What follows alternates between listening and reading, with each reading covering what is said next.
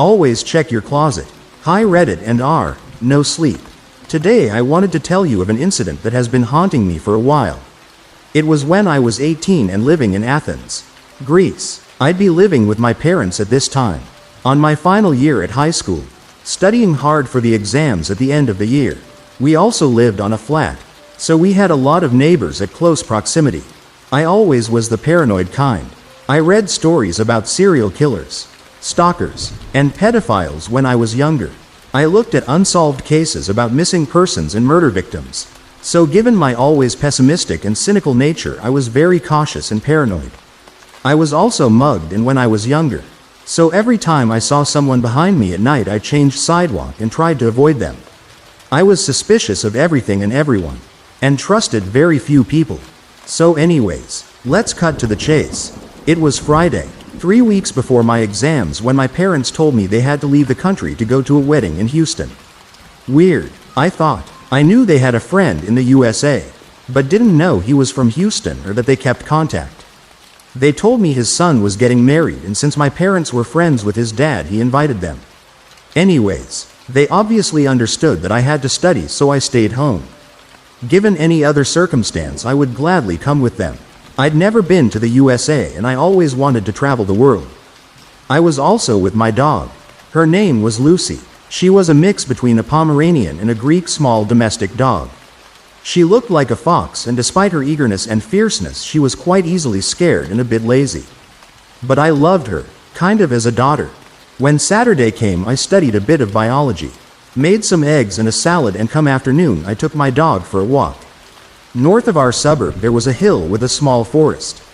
So it was an ideal spot for dog owners to walk their pets. I spent more than an hour and then arrived home. I noticed that my clothes were all arranged and folded carefully and were on top of the ironing board. I thought my mother did that so I wouldn't make a mess deciding which clothes to wear. I was on my computer when my dog started barking again.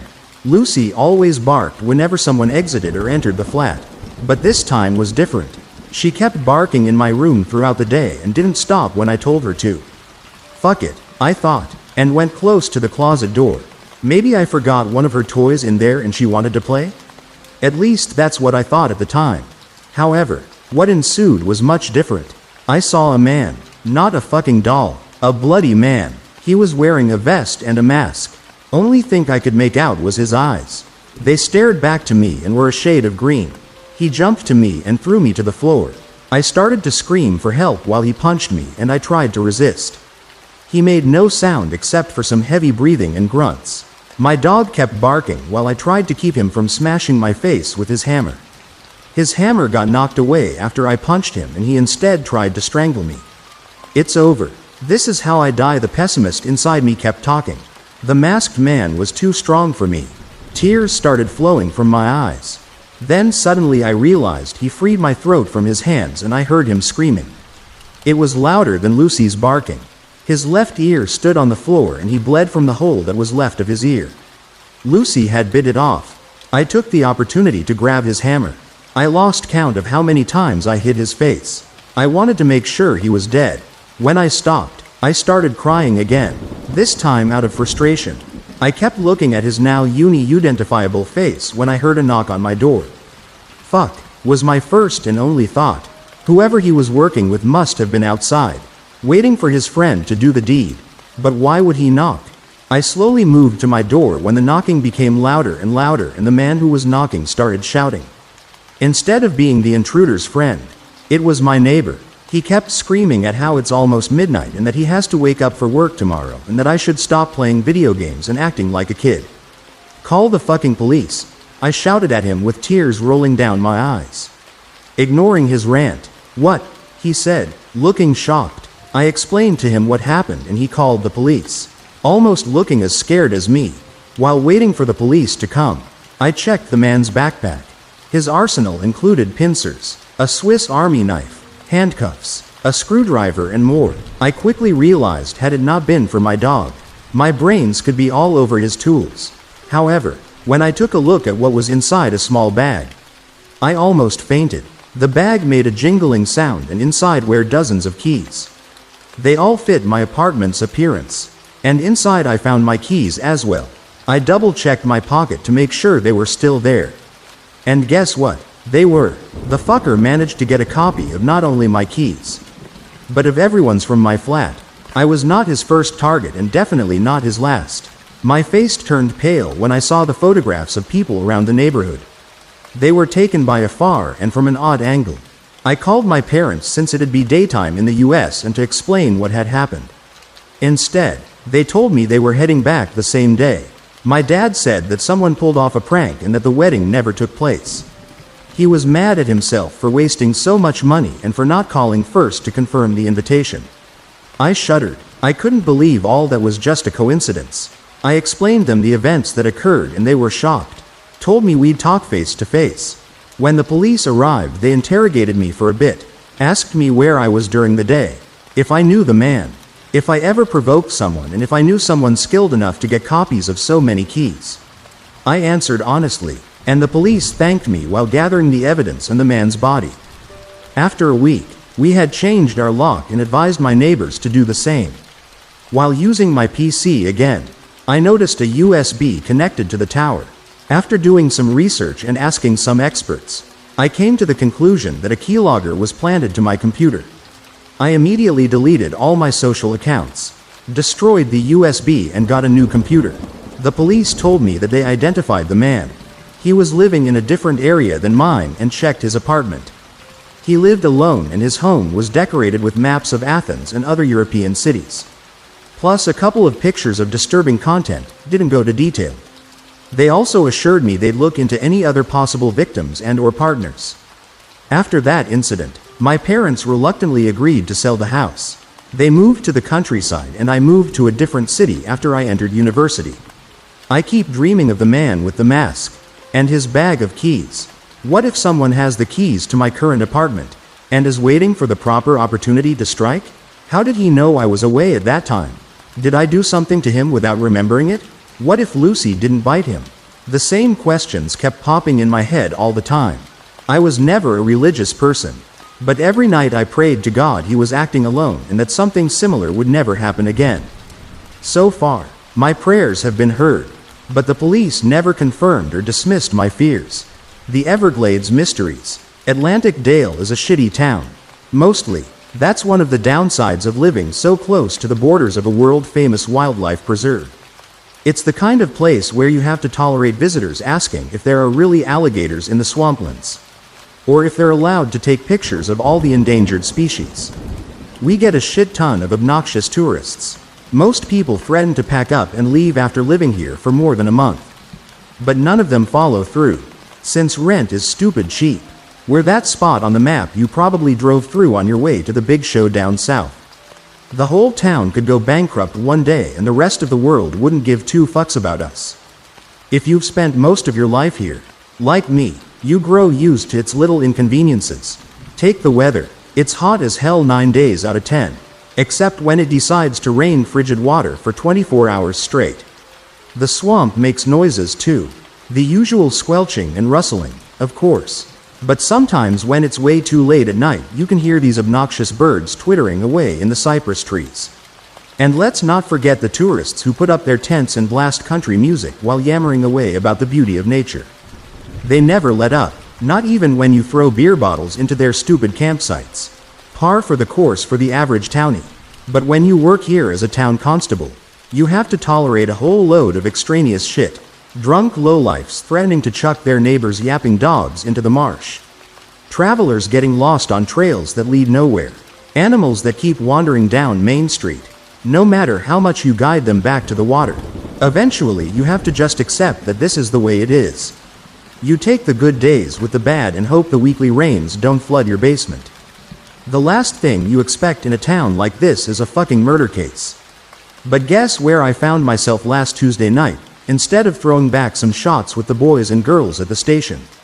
The body of one Eddie Montero was found sprawled across a table at the local pool hall. His throat torn out and his intestines trailing on the ground like the world's thickest spaghetti. I was late to the scene, so I almost missed the forensics team snapping a few shots and dusting the surrounding area for fingerprints. The stench of viscera nearly made me vomit. There was a man at the crime scene who I didn't recognize. but his cheesy fedora and knee-length trench coat made me think he must have been a Fed. The guy was a real beanpole, maybe 6.5 feet tall. He wore a purple tie and was smoking the most absurd cigar I've ever seen. It was puffy like a swollen caterpillar. Gray clouds billowed from the tip and floated up to the ceiling. They were so thick and heavy I was shocked they didn't set off the smoke alarms. I left the body and crossed the room to join him. "Hey," I said sharply, "you can't smoke here. It's a fucking crime scene." "Buddy." The Fed jumped, like I'd startled him out of a daydream. He took the cigar from his mouth and stared at it for a moment. Flecks of ash drifted down from the puffy thing and settled onto the floorboards. "Sorry," he said in a raspy voice. "Don't know what I was thinking." He found an ashtray on the counter and stubbed out the cigar. His face looked naked without it, like he didn't know what to do without something big and cancerous stuffed between his teeth. "Officer Mike Hannity," I said, offering my hand. "And you are?" The man stared down at my hand with a dazed expression on his face, but finally took it. "Detective Smith," he answered. "Got a first name?" "Detective?" I asked. "That's classified," he said quickly. He withdrew his hand and rubbed it on the side of his trench coat. An action that wasn't lost on me. Did this guy think we were a bunch of backwoods rednecks who didn't wash our hands? What a prick. "I take it you're here about the mutilated body," I ventured, not sure why else you'd come out to our little neck of the woods. He shrugged. "I go where they send me. This time they sent me here." I cast a look back at Montero's corpse. "Any theories yet?" He said. "I may have one idea, but you're probably not going to believe me." "Try me." "Gee man," I replied. He scratched at the side of his fedora. Well, I think it might be a kappa." "A what now?" "A kappa," he said, with emphasis. "You know, a Japanese water spirit. This town is so close to a huge body of water. There must be plenty of them squatting here. They're mostly mischievous, but they can devour human flesh when hungry enough. Just like Mr. Montero here. Plus," he went on, building up steam, "they like to extract this organ called the shirikodama from the victim's anus. And Montero had several abrasions in his rectal cavity." "Buddy," I said, "do you hear how crazy you sound? This isn't the work of some fairy tale river monster. It'd be more likely if an alligator crawled up on land and mauled this guy to death. And let me tell you, that's not fucking likely." The detective looked sheepish, like a little kid who's just been told off by his parents. He cast a longing look toward the ashtray and began to gnaw at the inside of his cheek. For the first time, I noticed a price tag sticking out of the neck of his trench coat. "You don't strike me as much of a Fed," I said. He instantly went on the defensive. "I've got a badge," he said. "Hang on." He shoved a hand inside his trench coat and rummaged around the pockets. I could hear the clatter of loose change and what I suspected was a plastic lighter. I tapped my foot and checked my watch, wondering when this charade would end. I just wanted this to be over so I could catch the end of Schitt's Creek. "Just a second," the detective grunted. "Hold that thought," I said. Sheriff Libby Lombardi was approaching us. Her lipstick mouth pursed in a disgruntled line. She looked sideways at the 6-foot-tall detective, still digging through his endless pockets, then turned to me. "Hate to tell you this, but there's been another attack out in the swamp," she said. "Same sort of deal. Guts pouring out and huge chunks of flesh missing. The tourists are freaking out and saying some frenzied monster rose up out of the water and tore into their friend. We've tried getting more out of them, but none of their descriptions match up. From the sound of things, they didn't get a good look before the creature dove beneath the water and swam away." The detective stopped his rummaging. "The kappa," he breathed. Lombardi raised an eyebrow, the tense line of her lips growing even tighter. "Who's this clown?" she muttered to me. "He claims to be a Fed," I muttered back, "but I have my doubts. Let's go check out the other body and leave him to pick up the pieces here." Libby nodded. "This one's all yours," she said to him, in a louder voice this time. "I'm sure the boys back in Washington will be happy to hear from you when you've cracked this case." "Wait," he stammered. "Shouldn't I come with?" "No," I said. "We got this." Then we turned and booked it out of the bar, leaving the very confused and hapless detective with the mangled remains of Eddie Montero. Asterisk, asterisk, asterisk, asterisk. The campgrounds were in full-on chaos when our cruiser pulled into the parking lot. Tourists in Hawaiian tees and cargo shorts were huddled together at the border, crying and biting their nails and fanning themselves with travel brochures. Lombardi and I left the cruiser and approached a group by the visitors center. "Excuse me," she said, "what happened here?" "Oh my God," said one of the crying girls. She stopped fanning herself and gesticulated wildly with the brochure in her hand. "Like, Veronica and I were just chilling by the water. You know, drinking a couple of martinis or whatever. And this thing came splashing out of the water and totally mauled her. It was horrible. I'm, like, fucking traumatized. I'm so sorry to hear about Veronica," I replied. "Can you describe her attacker?" "I saw it," said the surfer dude type standing behind her. "It had 6 stubby legs and wriggled around like a snake. Except with, like, a million sharp teeth." "Nah bro, it was a dude in a snake costume," chimed in the guy next to him. He was sipping an iced tea and seemed unaffected by the general hysteria of the rest of the crowd. "He got Veronica with like a knife or something. Then jumped back in the water and swam away." "Oh my God, you guys are so stupid," the girl said. "It wasn't a snake. It was a mutated swamp monster or something." Lombardi and I shared a skeptical look. "We'll check out the crime scene," I said. Thanks. Anyway, the two of us pushed our way through the mob and approached the campsite. A few other cops had gathered by the scene of the attack, ushering back curious tourists and clearing the area around the body. Veronica, or what was left of her, was sprawled across a folding chair on the porch area of one of those fancy eco-tents. Blood and viscera had been sprayed across the interior walls of the tent, covering the bed and the shelving unit and the tacky blue throw rugs. Veronica's guts spilled free from the hole in her chest like fleshy pink snakes. "Looks like the Vic from the pool hall," Lombardi muttered. "The hell is going on here?" "I don't know," I said, "but we have company." We turned to see Detective Smith hurrying towards us, his whole body swaying with each step of his lanky legs.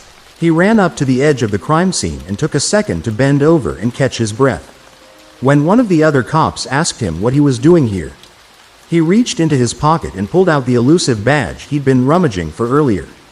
He waved the badge hastily in the cop's face and came over to join us. "Thought you were supposed to be investigating the Montero case," Lombardi said delicately. "Hit a dead end." The detective shrugged. "Besides, this is all part of the same case, right? 2 bodies turning up in a 10-mile radius. Both killed in super gory ways. They have to be related, don't they?" "I don't know," I said. "You tell me." The detective, as predicted, was at a loss for an answer. I ignored him and knelt down to get a closer look at the victim. Blood pooled in sickly puddles along the floor of the eco-tent, smeared across the ground in Veronica's death throes. At the far end of the tent, the blood was stamped with a distinct shape, a large footprint, with 5 stubby toes and a series of claw indents. Whatever killed the Vicks, I don't think it was human, I said. "That's what I'm telling you," the detective cut in, excited. "It's a telltale sign of a Kappa attack." "Buddy, I meant that a wild animal got them," I said. I straightened up and brushed bits of dirt off my hands. "This town is full of meth heads. If they flushed their drugs into the water supply, it's possible that some beastie in the swamp got a load of the stuff and went feral. Might explain why they're coming up on land and mauling people." "Let me get this straight," the detective said. "You think meth gators are more likely than a Japanese water spirit?" "It does sound a little far-fetched," Libby admitted. I shrugged. "Freaky stuff happens around here all the time. Wouldn't be the weirdest thing I've seen since Tuesday." The detective seemed dubious, but Libby just rolled her eyes. "Fair enough," she said. "Whatever's out there, we're not going to find it by hanging out on shore. I say we rent an airboat, load up on ammo, and go find this drugged-up son of a bitch." "Sounds good to me," I said. Libby marched off to go find us a boat, while the detective stared down at the body with narrowed eyes. He gnawed on his lower lip, clearly lost in thought. I wondered if he was itching to take a hit of his big cigar. "I still think there's something you're missing here," he said. "Some other explanation. I can feel it in my bones." "Only one way to find out," I replied. It didn't take Libby long to commandeer a vessel, and soon we were sailing across the swampy waters of the Everglades, reeds and lily pads brushing against the side of our airboat. It was a sturdy thing, made of fiberglass, and the engine had a muffler so the propellers didn't blow out our eardrums. It rumbled along with the light purr of a sports car engine. Or maybe some kind of mountain cat. Libby sat in the back and worked the engine, while the detective and I took the seats up front. We were exposed to the breeze and the unfortunate smell of swampy water, which wafted into our nostrils like the stench of rotten vegetation. The detective had to keep a hand on his absurd fedora to keep it from blowing away. I watched him struggle with it, amused in spite of myself. "Do all the feds dress as spiffy as you?" I asked. The detective squirmed in his trench coat. His purple tie whipped around like a flag caught in the wind, occasionally smacking him in the face. He looked miserable. For a moment I felt bad about teasing him. "I got my hat after I graduated the academy," he said, his voice thin against the wind. "All the graduates get one. It's kind of a rite of passage thing." He looked down at his shoes. "I know it looks kind of stupid, but it reminds me of what I've accomplished." "You know? Nothing wrong with that," I said. "Hell, I'm just a town constable. But I'm proud to wear my badge. Helping people, keeping things orderly, looking after my town one case at a time. I totally get wanting that reminder that you're fighting the good fight." I flashed him a light smirk. "Even if your fight is against monsters that don't exist." The detective didn't laugh, but the corners of his mouth twitched up in a slight smile. "Signs of struggle up ahead," Libby shouted from behind us. She pointed in the direction of a distant thicket, where thin trees poked out of the marsh like skeletal fingers. "Looks like something's crashed into the branches and left splinters everywhere. Could be our mystery monster." "Here we go," I said. I pulled my gun out of its holster and checked to make sure the thing was loaded. The detective withdrew his own gun, his fingers tense and white-knuckled against the barrel. His face had gone pale as a sun-bleached sheet. The airboat rumbled along across the swamp, spraying fine mists in its wake, until we reached the edge of the thicket and couldn't go any farther. The sun was baking hot and reflected off the exposed bits of water like a dirty mirror. Libby killed the engine, and the swamp settled into a state of sudden quiet, broken only by the chitter of distant birds and the rustling of branches in the breeze. "From here we've got to go on foot," she said. "The boat won't fit through the trees, and our engine would probably drive off the animals anyway." "What?" the detective said, startled. He eyed the slick, murky surface of the marsh water, then looked down at his lengthy trench coat. "Might want to ditch the jacket," I said. "It's only gonna slow you down." "Maybe I should stay and protect the boat," he said nervously. "Someone's got to, right?" "Protect it from what? Swamp monsters?" Libby said. "That thing's sturdier than we are. It'll be fine. Come on, detective," I teased. I leapt off the boat, my boots plunging into the muddy bottom of the marsh. "You're not scared of a little water, are you?" The detective grumbled something I couldn't hear under his breath.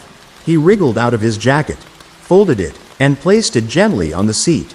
Then he took a deep breath, like he was planning to jump into the deep end of a pool, and stepped off the side of the airboat. His dressy shoes sank into the marsh with a splash. The guy was so damn tall that the top of the water didn't even come up to his knees. He shifted back and forth with a squelch, wrinkling his nose at the potent smell of the swamp. Libby leapt down after him, sending a ripple through the water. She waded through the marsh and ran her hands along a nearby tree. The whole thing had been snapped in half, its branches strewn across the surface of the water. Bits of splintery wood stabbed up at the sky. It looked sharp enough to poke a hole in you if you weren't careful. It wasn't the only damaged tree in the area, either. There was a rough path of splintered trunks and disrupted reeds stretching out into the marsh, their stalks bent and sagging. If this thing really is hopped up on drugs, it's going to be stronger and faster than your normal gator, Libby warned. "Keep your eyes peeled and don't lower your weapons. It'll take more than one shot to put this thing down." "Roger that," I said. I flicked back the safety on my pistol. Beside me, the detective looked like he might be sick, but he reluctantly did the same. Libby gestured for us to follow, and we trudged after her through the swamp, our footsteps sinking into the muddy bottom. The reeds brushed against my jeans as I pushed my way through the thicket.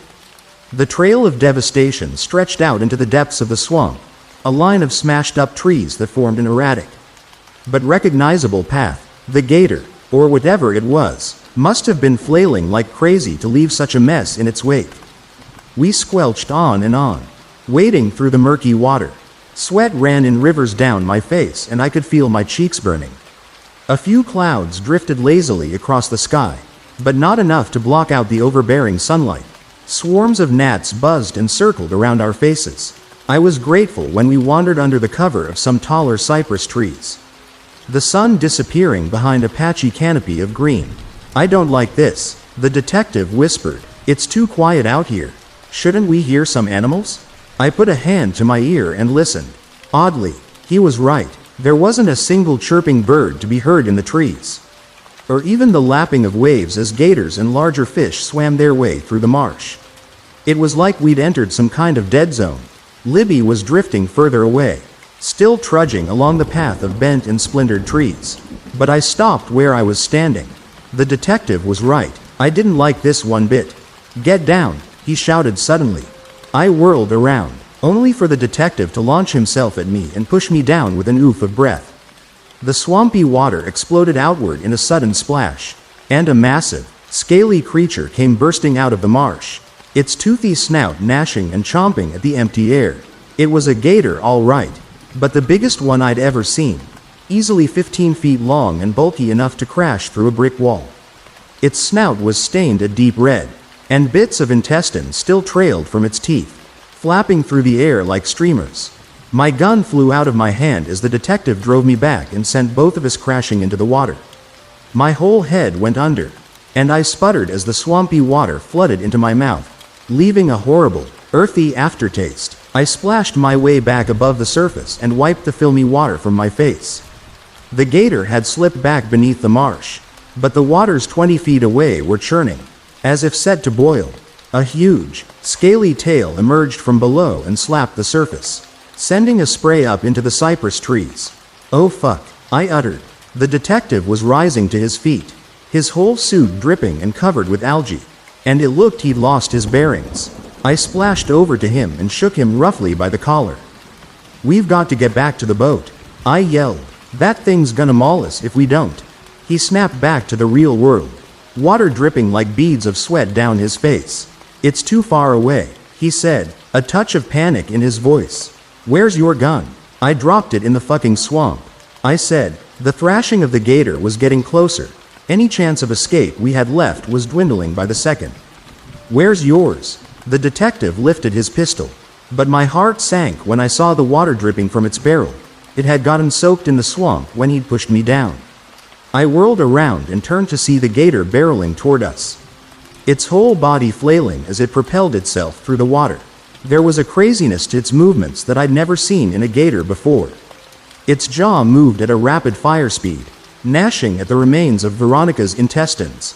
Two things were clear. This beastie was hopped up on drugs. All right, and we were right in the path of its rampage. The detective stepped in front of me and lifted his gun.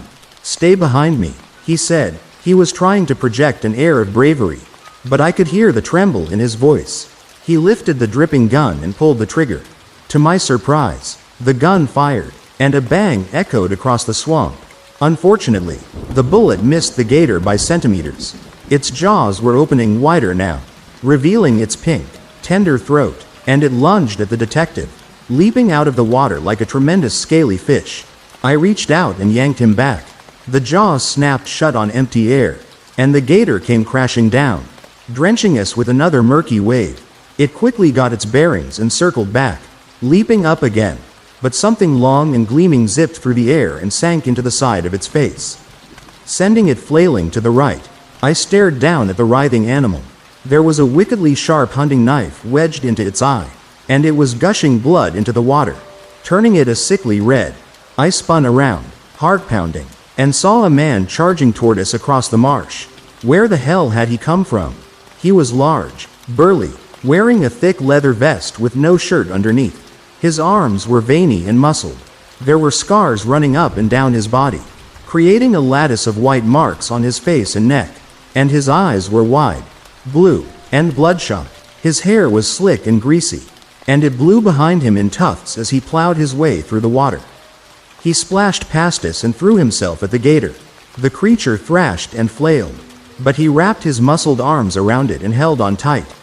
I watched dumbly as the mystery man plunged into the marsh, somehow wrestling with the 15-foot monster. Beside me, the detective let out a sharp gasp of breath. "It's Florida Man. The hell are you talking about?" I croaked. "Haven't you read the headlines?" he said. "He's everywhere. Walmart evacuated after Florida Man found crawling through ceiling." Or, "Florida Man found sitting on family's roof in his underwear. Has no idea how he got there." Or, "Florida Man interrupts local Presbyterian service with flamethrower." Or, "I get the picture," I said. The man and the gator were thrashing away from us now, colliding into trees and snapping them in half with the force of their struggle. But that's not all one guy doing that shit. There's just a ton of crazy people in Florida. No, you don't understand," he replied. "That's what the government wants you to think. In reality, it's all one being. One entity responsible for these bizarre stories. You could think of him as a local cryptid. He feeds on attention, living off the fame of his strange exploits, before slipping back into the shadows to plot his next move. Can you turn off your conspiracy garbage for 1 second? I snapped. "Whoever this guy is, he's given us an opening. We need to get back to the boat and save our own asses." There was a roar from behind us, guttural and full of pain, and a horrific snapping sound. I turned to see the mystery man rising from the swamp, shallow bite marks all over his arms. The gator crashed into the water, lifeless, its neck bent at an impossible angle. Its flailing tail slapped the water once and went still. Blood spread outward from its punctured eye in swirling, rippling patterns. "Holy shit," I breathed. "How did you?"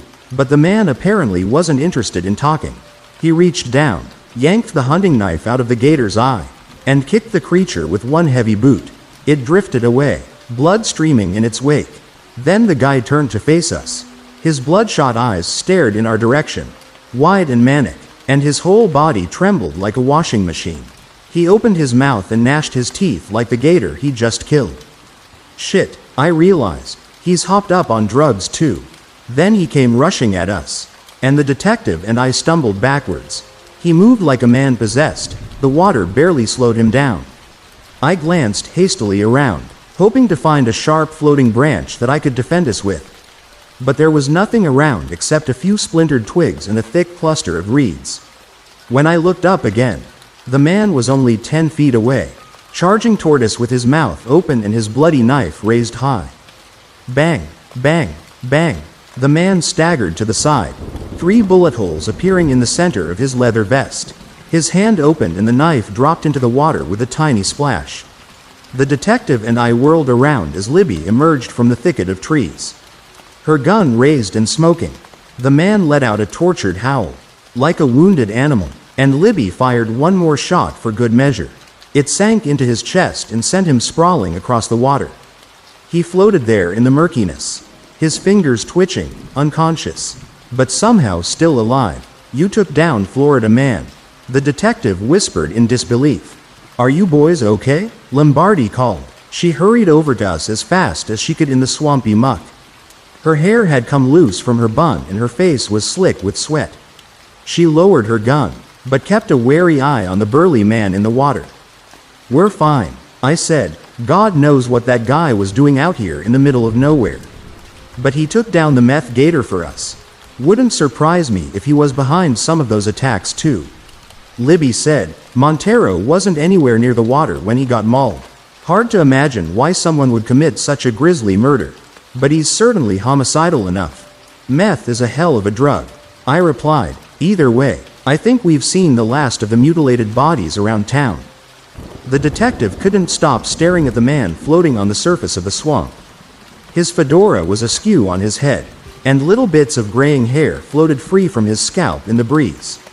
The hand with his gun hung limply by his side. I couldn't tell if he was relieved or disappointed or what. "Come on," I said, grabbing him by the sleeve. "Case closed. Let's get back to shore and put this whole crazy day behind us."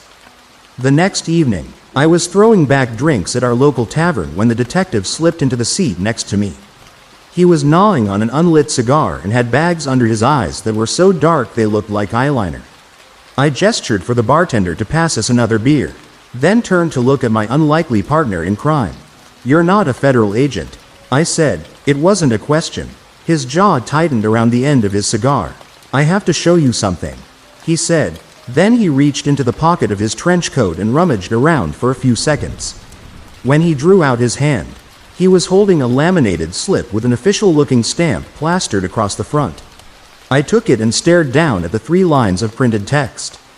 Stephen Smith, licensed field agent, Monster Hunter Society. "You fight monsters?" I asked. I handed the slip back to him, and it disappeared once again into the folds of his coat. He nodded. "I passed my initiation 3 months ago," he said. "I'm licensed to hunt and dispatch monstrous entities in all 50 states. "Really now?" I said. I took a hefty swig from my glass. "How many monsters have you bagged so far?" The detective instantly went on the defensive. "Well," he said, "there was that time we thought the Jersey Devil was terrorizing motorists on the Garden State Parkway. But it, turned out to be a very large mutated bat. And then there were all the creaks and moans and banging noises in my hotel room that I assumed must have been a poltergeist. So I looked into that. And, let me guess," I said. "The couple in the next room had a pretty adventurous sex life." The detective hung his head sheepishly. "So you're telling me you've never actually fought a real monster?" I asked. "I mean," he said, "not technically, no, but I know they're out there. All those strange sightings, those missing person cases, all those unexplainable phenomena that people report, they can't all be hoaxes. And if I can stop whatever's out there from hurting innocent people, well, then I'm doing some good in the world.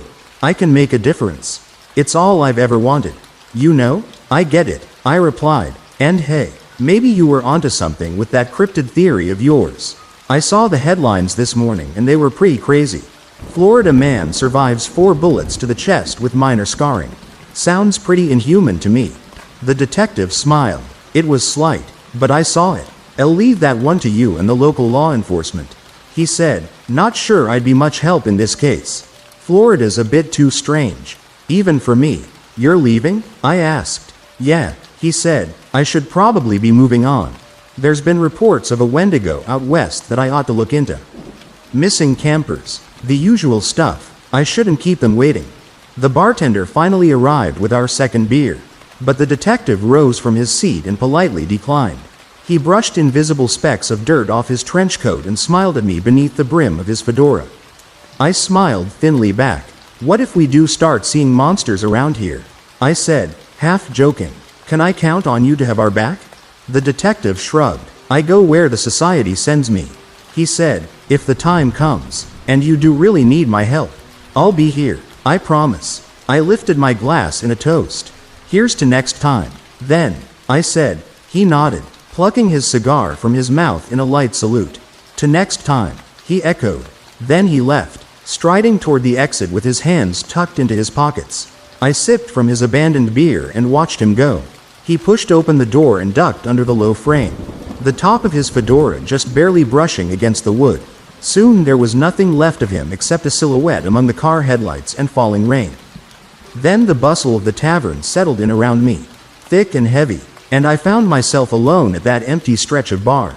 You know that viral story about crows leaving gifts? Sometimes it's not about what they give, but what they take away. Recently I saw a viral post about crows leaving gifts for people, and it reminded me of something that happened when I was a kid. No one believed me then, but after seeing that viral story, maybe someone will now. When I was young, my friend Madison taught me all about crows. She used to leave peanuts and table scraps on her windowsill for them each morning. And when we met up to walk to the bus stop, the birds would sometimes follow her. Kind. She had names for all of them, but her favorite was the one she called Agatha, a small hunched bird like a scrap of shadow with tattered tail feathers. Every morning Agatha and the others would caw outside Madison's window until she set out food. And sometimes when she got back from school she'd find they'd left her things in return. Soda can tabs, pebbles, bits of foil, acorns. It's treasure to them, she told me. They love shiny things. See how this blue button sparkles? Or the time they left a metal bottle cap. I laughed and said it was garbage and was going to toss it out. But Madison told me, never ignore the gifts of crows. She took the bottle cap and all the other things and wrapped wire around each object to make a sort of charm bracelet. which she wore everywhere. Other kids teased her, but I always thought it was sweet. How she had such a bond with the birds. Then one day she disappeared. People looked everywhere. She'd walked down the lane to the bus stop alone and never arrived at school. I was sick that week with the flu. Police canvassed the neighborhood. I still remember how the police came by and asked my parents questions. Asked about the neighbors, and my parents briefly called me out so they could talk with me about the route Madison and I took to the bus stop. That was when I learned she was missing. I don't remember much about their questions. Just that I sat there, bundled up in a blanket and occasionally coughing. Stunned and feeling like it must all be some terrible joke, and any moment now Madison would be at my window knocking and asking me to play. The police advised my parents not to allow me to walk alone to the bus stop anymore. I heard a caw and glanced at the window. A crow was perched in a tree outside. Will they find her? I asked my mom, even though I knew she had no answer. No one did. The days passed and there was no trace of Madison, and on Monday my mom drove me to school. It seemed I would no longer be taking the bus. I convinced my mom to get some almonds and I snuck over the small fence and up to Madison's window and put the almonds on the sill. Because I figured she'd want me to feed the crows while she was gone. I still kept hoping for her, though with each day that hope died a little more. I felt so incredibly sad. For the crows. For Madison. About a week after her disappearance I found a penny and an acorn there on the sill. And I tucked them into my pocket. Caw. A ragged black bird perched on the fence, watching me, its beak opened, and it cawed again. I'm sorry she isn't here to feed you. Caw. I'll try to feed you when I can. The bird's head cocked, one shiny black eye regarding me, and then it suddenly flew away. The next morning there were no new gifts, but the crow with ragged tile feathers was there. The bird got incredibly close, seeming to try to look me right in the eye. I heard Madison's voice in my head. All those crow facts she used to spout. They're so much smarter than people realize. They can remember human faces. And they gossip if there's a bad human, and they all warn each other. And suddenly, a shiver ran down my spine. An idea needling its way into my brain. And I asked the crow, "Do you know what happened to Madison?" The crow's head turned. Madison, I repeated. Crows could learn words. They were good mimics. I'd never heard any of Madison's crows talk. But they watched her all the time. Heard me and others call her name. Madison, I said again. The bird suddenly flew away from me, only to perch in the branches of a tree and caw. My heart pounded. The crow was leading me someplace. It was a cold, damp November day. The clouds hung low and heavy in the sky. Mom would worry if I was gone too long. But I didn't care. I hurried over the wet leaves and into the woods. Nothing mattered except finding Madison. Whether she was alive or... I didn't want to think about it. But it had been a week by that point. The crow with ragged tile feathers flew off every time I neared its perch, drawing me gradually deeper into the dark woods. Tree branches blotted out the sun and I noticed more birds, perched like black leaves on skeletal fingers. I stopped when the crow I was following landed on the roof of a house. It was a beaten-down old house surrounded by junk, tires, the wasted remnants of what might have once been a vegetable garden. The posts holding up the front roof on the porch were splintering. The stairs to the front door bowed and the paint on the door peeling. A pickup truck sat in the gravel driveway that wove through the trees toward the paved street somewhere beyond. I knew this house, or I should say, I knew of it. It belonged to a man named Crandall, but Madison and I called him the Staring Man. Because apparently Madison had caught him staring at her once or twice when she had walked past his property. It was because of her remarks about this that my parents, and hers, made us walk to the bus stop together. But we didn't really know much about him, other than that he was a recluse and looked like he was in his 30s. As far as anyone knew, he was law-abiding and had no criminal record.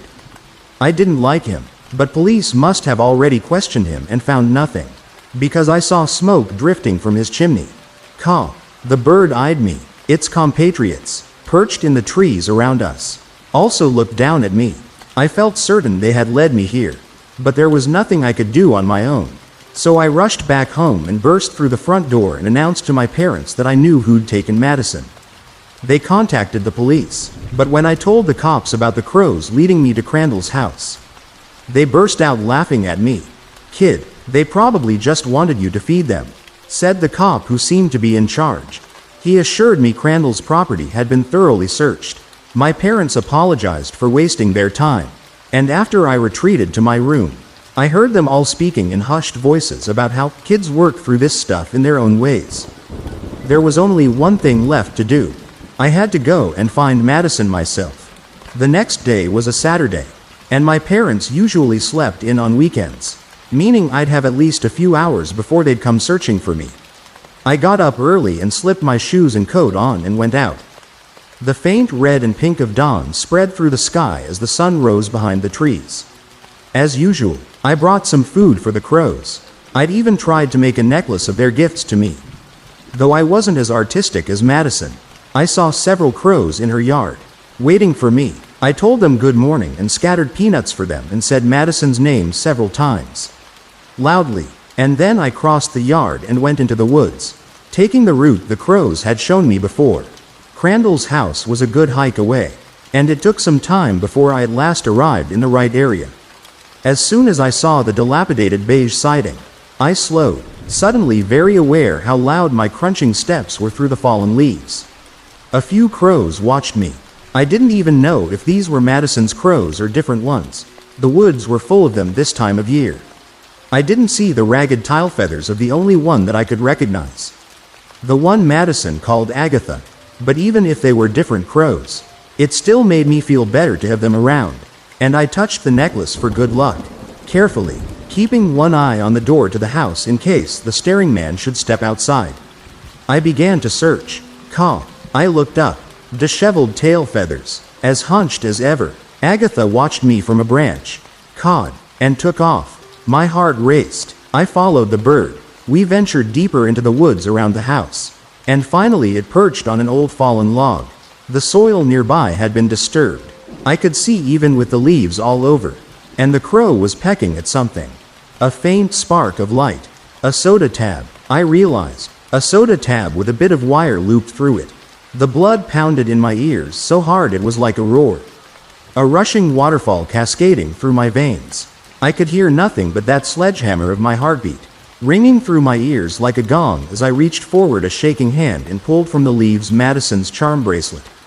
Then I squatted and began to dig through the soil with the crow perched just above me on the dead tree, watching me. Sudden cawing behind me, all around me, a series of short, sharp caws. Cack-a-kick. The crow on the log, Agatha, opened her beak to cack at me and fluttered away. Hey! Ice slammed into my veins at the sound of the deep voice. I jumped, whirling around, and a rough hand grabbed me. The staring man, his eyes were hard, glittering, bluer than the sky. They might have been pretty eyes, if they hadn't been so cold in his stubbled red face. "The fuck are you doing on my property?" he demanded, hoisting me by the front of my shirt.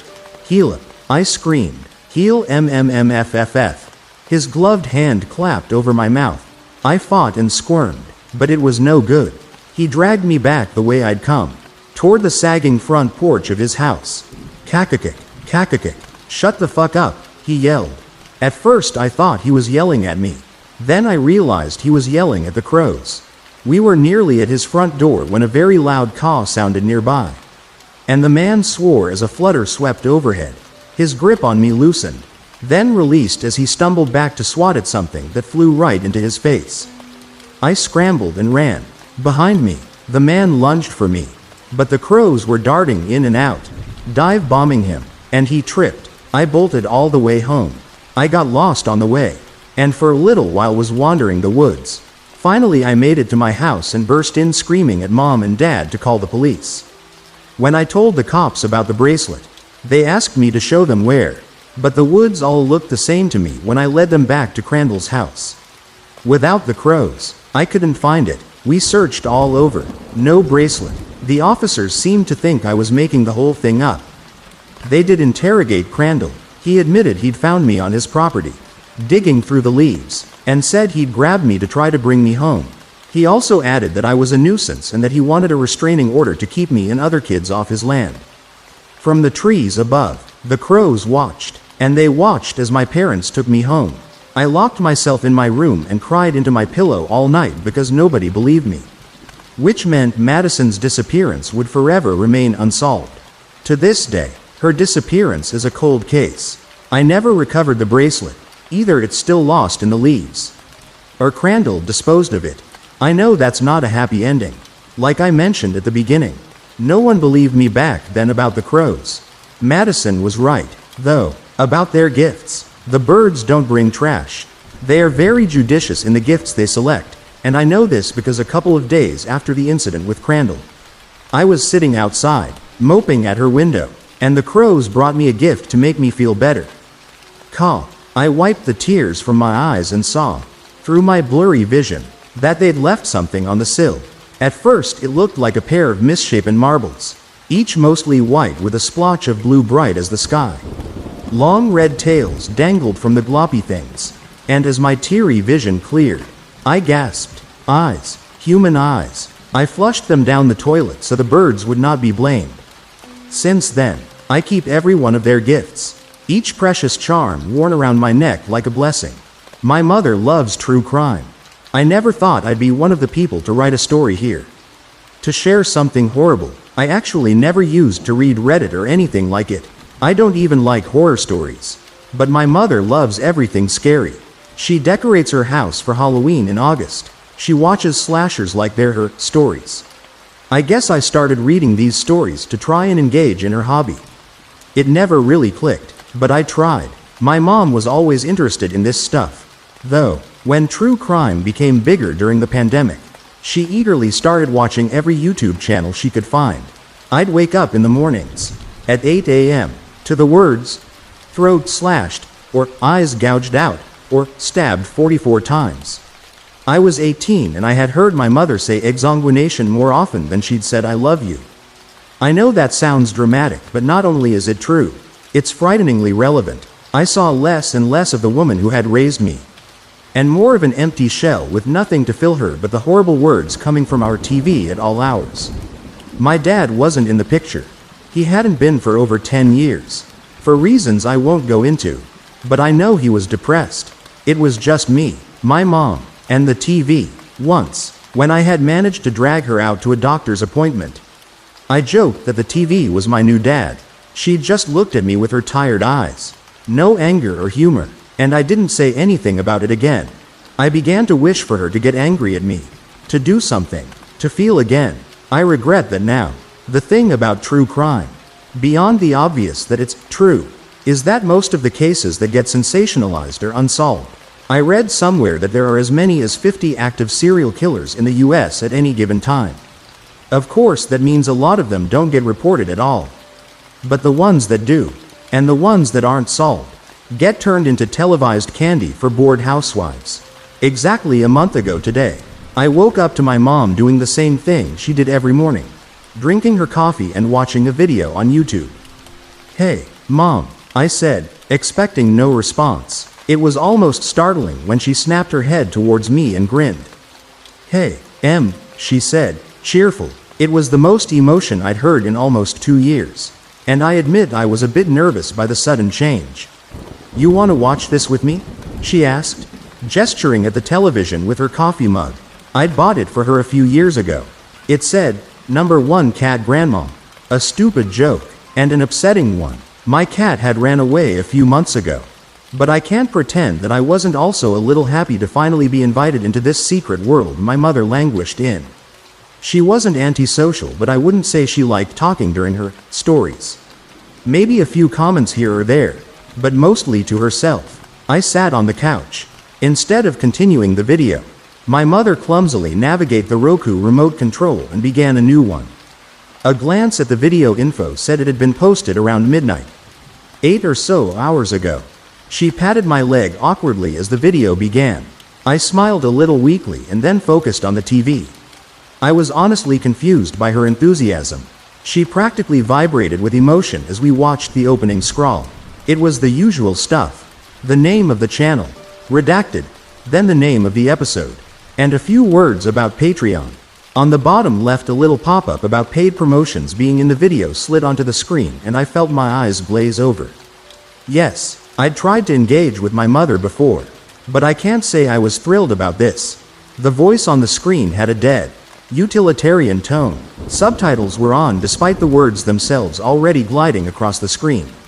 I recognized Windows Movie Maker style transitions, and almost laughed. Today's story is pretty unique to the channel, says the man's voice. Most of the cases we discuss on Redacted are old, cold cases, but today's is as fresh as a daisy. It was a bit strange to hear someone talk about what was probably a terrible crime like it was the latest fashion. But I digress. He continued. In the sleepy town of Costini, Maine, a gruesome scene was discovered on May 12th. I stopped. Costini? Is that why my mom wanted me to watch? It was the town next to ours, only a few miles drive to the west. I must have made a face. My mom turned to me with a huge grin, nodding her head and never quite meeting my eyes.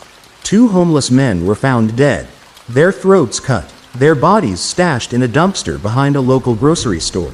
The funny thing is the killer obviously had trouble getting the bodies in there. They built a makeshift stairway with old pallets.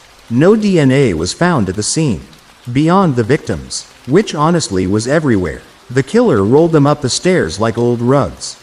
On the screen, an amateur-ish recreation of the scene drawn in Photoshop popped up for a moment. Then, "All right," said the voice. "Here's a message from today's sponsors. Audible is." I turned to my mom. She still looked thrilled to be sitting there watching it with me. She had more color in her cheeks than she had in over a year. Her blonde hair, streaked with gray, was brushed and pulled into a fancy bun. She'd stuck a blue pin through her hair. It was a dragonfly styled in faux-stained glass. I'd gotten it for her on her 50th birthday. There had been a real sapphire tucked away among the blue and white painted glass. It had fallen out, but the hairpin itself was still beautiful. The blue in her gray blonde hair made her look 10 years younger. After the sponsorship spiel was over, we finished the video. It was pretty cut and dry. The only real shock was that it had happened so close to our house. The police had no leads, and the video ended up with a number to call in case there was any info. So, my mom said, "What did you think?" "Oh, I said, not really sure what to say. It was kind of scary that something like that could happen so close to us. I know those guys were homeless, but that doesn't mean it isn't awful." "What's awful about it?" my mom asked with a bitter note. 2 people died, Mom." "Oh." She perked up again and smiled. "After that, we ordered pizza and watched a movie. She let me pick, which meant it was the first non-horror film I'd watched with my mom ever. After that, things went back to mostly normal. I still woke up at 8 a.m. to the sounds of true crime on the TV. But there was a small difference. My mom would ask me questions about the videos. I'd sit, laptop on my legs, and job application after job application on my screen. And she'd ask me if I thought the killer might get caught. If he or she was smart enough to elude police. If fingerprint evidence was enough to catch someone. I didn't really know, but even though it was still about her hobby, I responded. I even felt myself starting to get into it. It was almost like a soap opera. Even though you knew the content was bad, it sucked you in. Until tonight, I'm writing this from the bathroom. My mom thinks the food we ordered didn't sit well with me. But the truth is that I am fine. At least physically. I had decided to actually start watching the videos ahead of time, so I could answer her questions, get more info, and gain some knowledge about this hobby of hers. I reasoned. It wasn't her fault she was bored. It wasn't her fault she was retired and the world had gone mad and there was a pandemic. I'd loaded up the video as soon as it popped up. The same channel that had started this whole mess. Windows Movie Maker. A pop-up telling me there was a paid promotion, and 2 more bodies. More homeless men. The voice on the screen had more pep to it. He was happy that there were now 4 bodies. You need 3 kills for it to be serial. The cops were still pretty dumbfounded, but they had a small lead. The killer had possibly left behind some evidence, and the YouTuber was thrilled to have procured a picture, legally. He swore, but I rolled my eyes. As the image slid onto the screen, I felt my stomach fall. It was a small plastic baggie. Picture taken by an inexpert hand, probably with a phone. Inside, a tiny sapphire, glue still encrusted on the side where it had fallen from its setting. Help me, Turnbull Canyon. I am not much of a writer, but I know this is the place for my experiences on Turnbull Canyon. There is harsh language in this story. Background. I went to college in the area and would frequent Turnbull on smoke runs as well as the occasional joyride in my friend's car. The main road is littered with winding roads and hairpin turns on the edge of steep cliffs. You ascend a barren ridge which leads to some sparse housing, fire roads, and eventually to Hacienda Heights. Aside from it being a local racing landmark, Turnbull is also notorious for paranormal and cult activity. There have been numerous unsolved murders over the years as well as stories perpetuated through blogs, both occult and racing related. Some tales are fantastic and unbelievable, like one I heard about a driver who was chased by a coyote on its hind legs after being run over. However, there are also some chillingly real stories, like what happened in 2002 when a 17-year-old girl who was trying to get her friend out of a cult was tortured, killed, and then dragged from a car for 4 miles before being dumped. http://www.whittierDailyNews.com/c_4231512 yadid equals search -www.whittierDailyNews.com -www.whittierDailyNews.com closing square bracket. There are local explanations and folklore for the evil, ranging from an abandoned insane asylum, plane crash, and cult sacrifices, to ancient Native American battlegrounds. Fortunately, the experiences my friends and I have had there are tamer, but still freak me out whenever I think about them. When I heard the third and fourth-hand accounts, I brushed it off as BS. But as I progressed through college, the degrees of separation between the account and storyteller began to diminish. Pretty soon, people I knew were telling me about bizarre occurrences that happened to them on Turnbull Canyon. This finally culminated in my own experience, to which I still have no logical explanation. Dan was an adrenaline junkie. You can imagine how he felt when he got a new Subaru STI and moved to Whittier, entrance to Turnbull. He would spend hours hauling ass up and down the treacherous road that claims at least one fatality a year. http://www.insidesoccal.com/svcrime/2011/07/2-killed-in-solo-car-crash-o.html closing square bracket closing parenthesis. It was not long before he had a strange experience. There were 2 spots on the canyon where his car would turn off completely for no reason. This was most frequent between midnight and 7 a.m. He took the car back to the dealership to see if it was a mechanical error. There was nothing wrong with the car. Dan also used to get up early and park his car on the side of the road to watch the sunrise. From his favorite spot on Turnbull, the sun rises next to a dilapidated water tower which rests halfway up a ridge on the opposite side of the canyon. The water tower has long since been out of use and is only accessible through fire roads and rarely walked hiking trails. It was on one such morning in the minutes before dawn that he first saw the cloaked figure. He told me the thing rose out of the earth, like there was a pile of dark fabric on the ground that inflated into a person. As the morning made its arrival, Dan realized the man was looking directly at him. The tower was too far for Dan to make out any discernible characteristics, but close enough to know that he was being watched. Dan, being sufficiently creeped out, decided to leave right as dawn was breaking. As soon as he got back into his car, the man was gone. This happened 3 more times before Dan decided to watch the sunrise elsewhere. Rob rented a 5-bedroom house with a guest cottage at the top of Turnbull. His parties were amazing because neighbors are few and far between, and the house was on several acres of land. Aside from throwing parties, Rob also used to grow copious amounts of ganja in the guest house, which was located on the opposite side of the poorly lit lawn. The grow room was really several stand-alone grow tents in the 3-car garage the cottage sat on. One fall evening, when his roommates were at a concert and he was tending to his babies, he heard a scraping noise.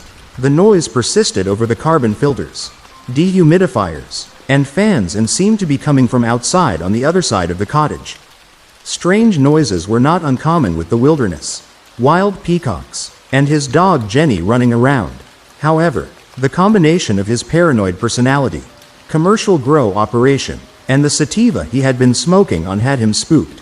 He sat in his tent, shiny with 1,000 watts of high-pressure sodium, for half an hour in bloodshot fear. As soon as he got the courage to move, the scraping stopped. He stood in the doorway adjusting to the darkness and called for Jenny. Jenny must have escaped again because she would always come when he called and was never allowed inside the house or cottage. There was no sound aside from the collective humming of his equipment behind him. Everything was black except for the porch lights of the main house on the other side of the lawn. The scraping started again. Rob bolted across the lawn for his life, the overwhelming feeling of being watched making him nauseous. He reached the door, practically breaking it down. Once inside, he turned on the lights and peered outside. And there it was, in the middle of the lawn's blackness 6 feet above the ground, the glint of eyes in a black mass. At that same moment, a light tapping came from the kitchen behind him. He spun around, grabbing a standing lamp, yanking it out of the wall. He moved aggressively towards the disturbance, screaming vacant threats. It was Jenny. She was terrified, whimpering in the corner. Rob, with a big, "fuck this shit," decided that his plants could wait and sat in the kitchen facing the door. IKEA lamp in one hand and whining dog in the other, he waited until his roommates returned.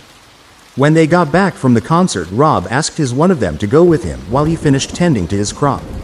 When he got to the last tent in the grow room, Rob noticed some odd marks in one of the wood panels. Below the marks were a few pieces of sharpened bone from a small animal. Halloween. There were 3 of us total: Dan, Dee and myself. Dee was hammered and Dan was too proud to drive anything with less than 200 HP, so I was left at the helm of the gold 1987 Volvo station wagon. We were leaving a Halloween party and were on our way to Rob's first session to end the night. It was clear and crisp, and for once in LA you could see the stars. It was 3 a.m. We were halfway up Turnbull when we rounded a sharp corner to a snow-covered road. For 20 feet and as wide as the road was an inch of dirty snow. I slowed down and instantly the car turned off. Dan flipped shit in the back seat. "I told you, turn around, we need to get the fuck out now." I turned the key and brought the tank back to life.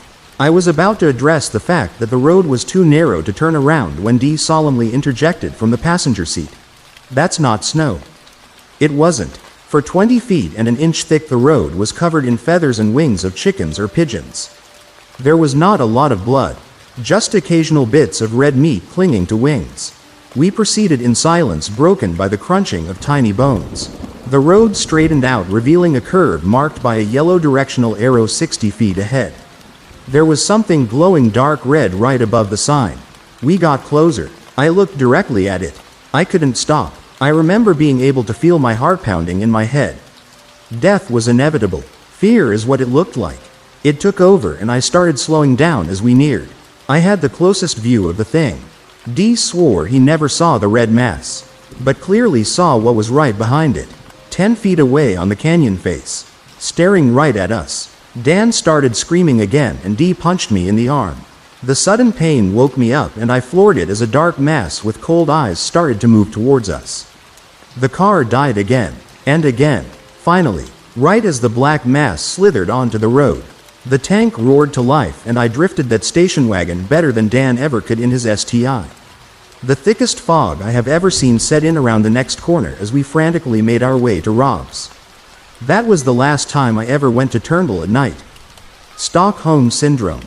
For most people, the day after Christmas is when they wrap presents for those less fortunate. On the front of each present might be their surname, perhaps a cheery wish scrawled underneath. There's never a return mailing address, because it's always easier to do one deed and believe it done. My family wasn't any different.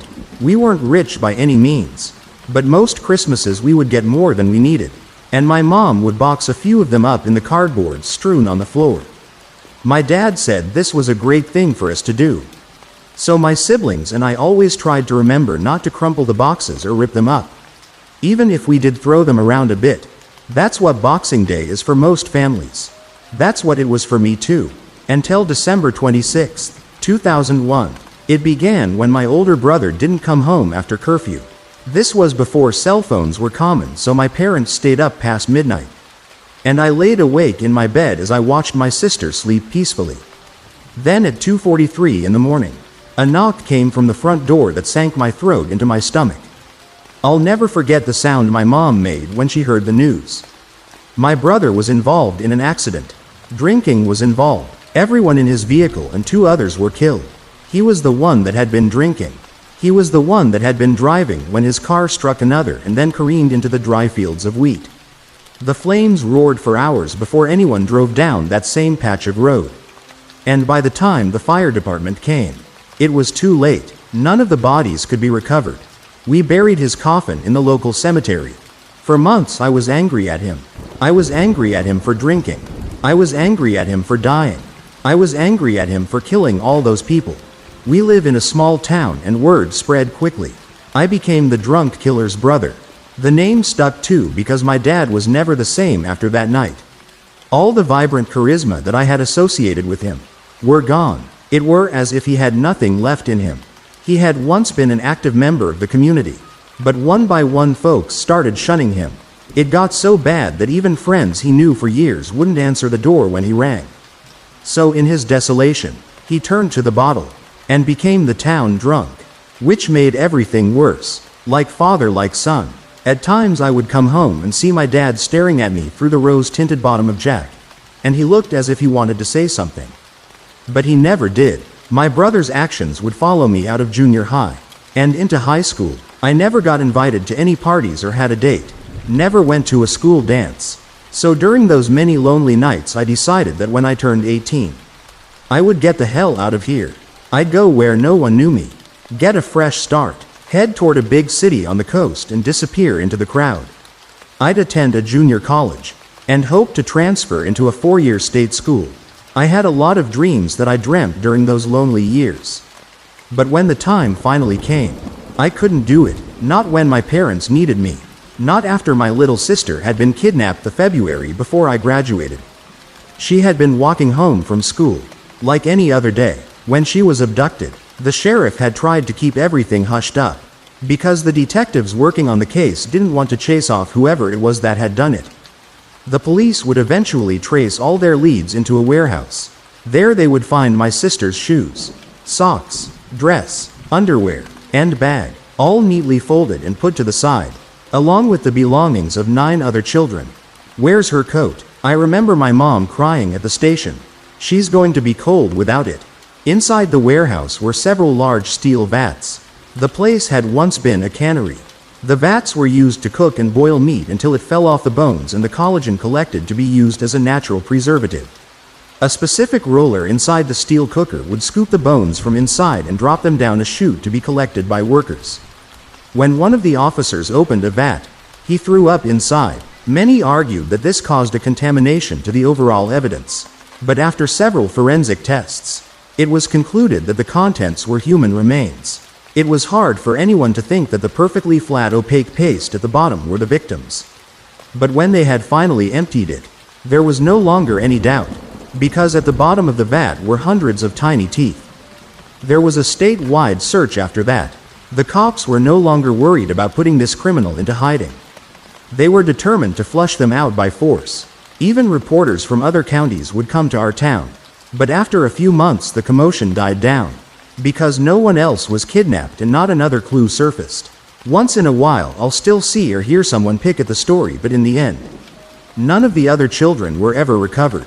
Not even their bones. I believe the aggression that the detectives originally feared made the killer go into hiding. Probably forever. To this day, this still remains the largest unsolved case in my county. We buried my sister on a Wednesday, 3 years after my brother. Another empty box. I tried staying on for months afterwards, but between the shouting and the silence, I couldn't take it anymore. It was even harder on my mom because a few days before I was going to pack up and leave without saying a word, she took her car, an umbrella, and the family dog to the beach. She walked towards the water as the sun was setting. Witnesses say she never came out, that by the time they got down to the water, she was gone. The funeral director offered to cover all of our expenses. Said it was a great tragedy. I couldn't help but think that they were being so nice because we were their best customers. And that there was still 2 of us left. Another empty box. After a year of cleaning up after my dad, pulling him out of alleys, behind garbage bins in piles of his own vomit, I had enough. I got up and left. He watched me as I took my stuff out the door.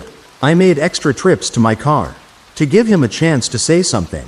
He never did. The only thing that came between us was the creaking of the door as it opened and closed. A part of me wished he said something. A part of me wished he said anything, even if it was bad, because at least then we could get in a fight and I wouldn't feel so much like a piece of shit for leaving. Maybe if we had fought, I wouldn't have left him all alone. A year later, I was living alone and coming home from school. When I see a box near my front door, I suspected it to be a package I had ordered online.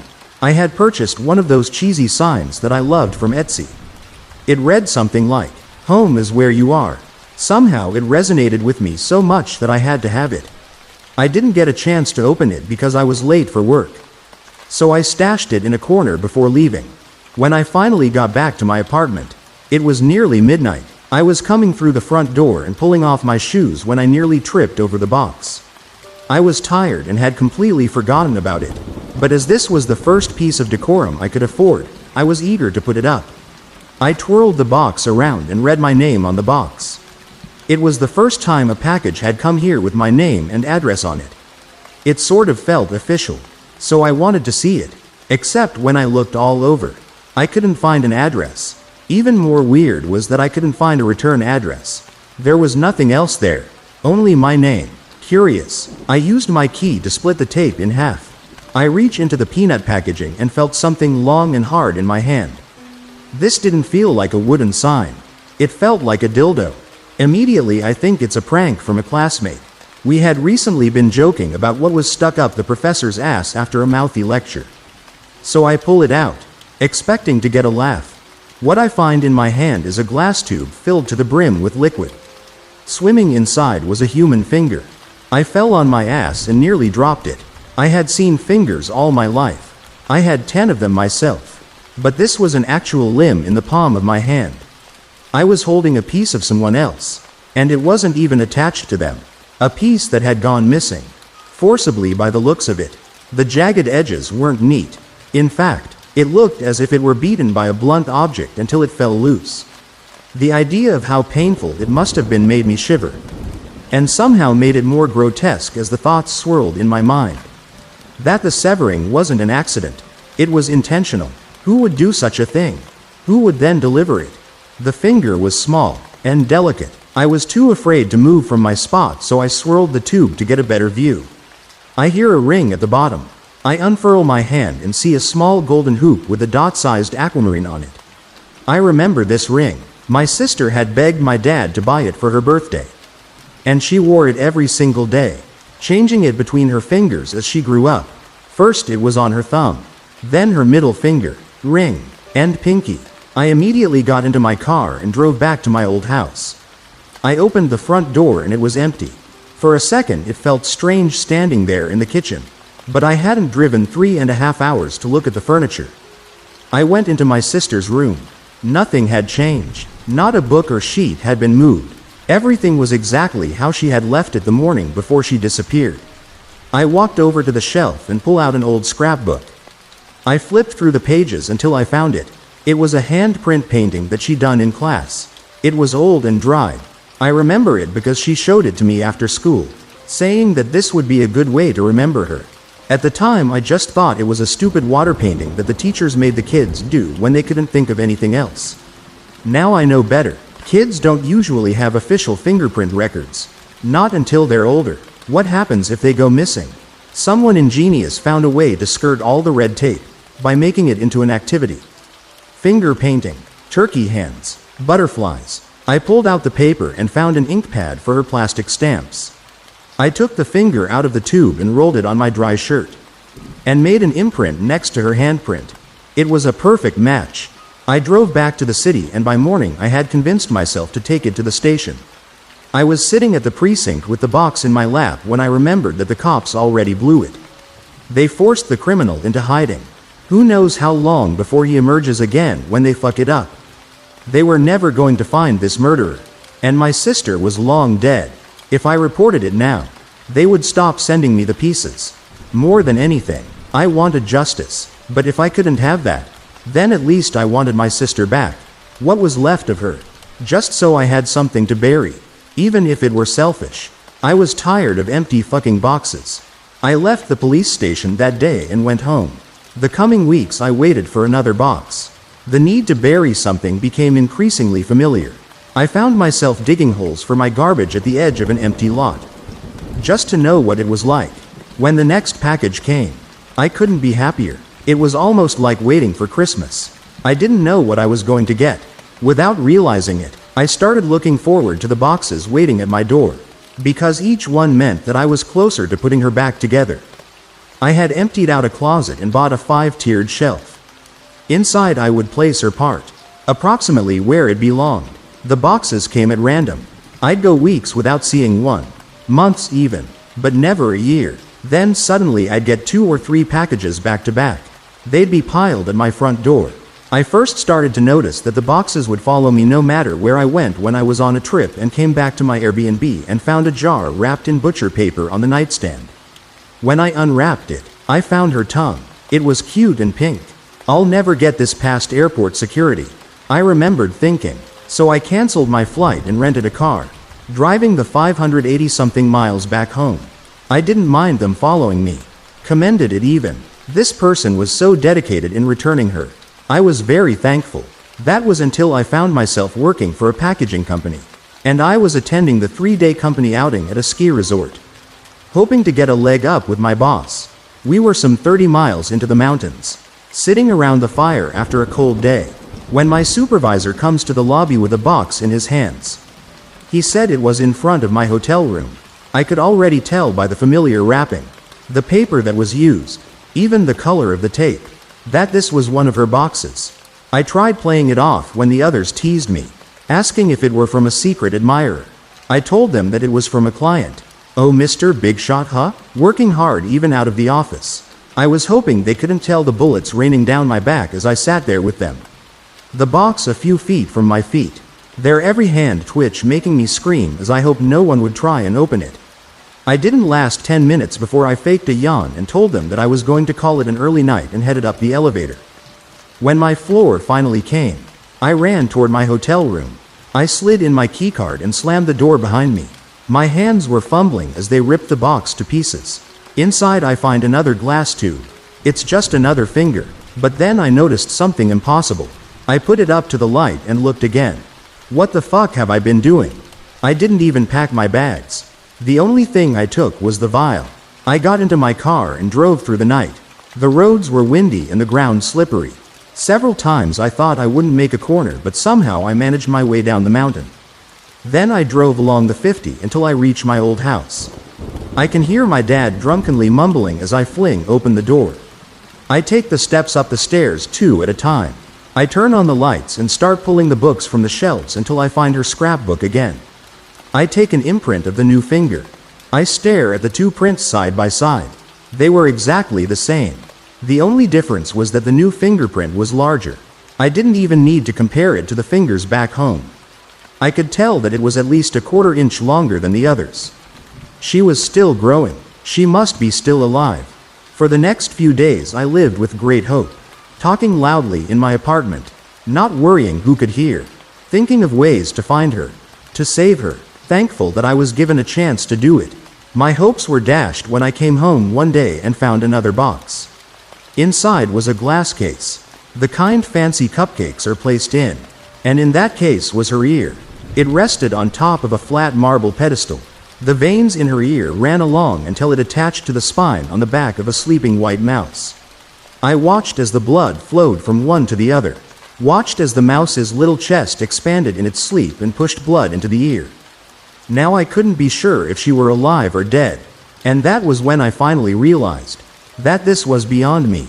By morning I had convinced myself to turn over everything I have to the authorities. I'm arrested for withholding evidence in a criminal case, but I don't care, not if this helps them find my sister. I go to county for a few months, but a judge takes pity on me. After looking over my history, he lets me off on house arrest, and I check in with my PO once a week, along with some mandatory therapy. My brother was taken when I was about 9 years old. That would have made him 2 or 3 when it happened. It's so weird that I can't remember. Tell you guys the truth, I can't actually remember what he looked like, save for the small pictures around my mom's house. She keeps them on her shelves and tables, in his memory. But it feels more like tombstones if it makes any sense. She looked like a quiet girl, Her eyes wouldn't greet others often. Her hair was short and straight, and she never wore any makeup to the meetings.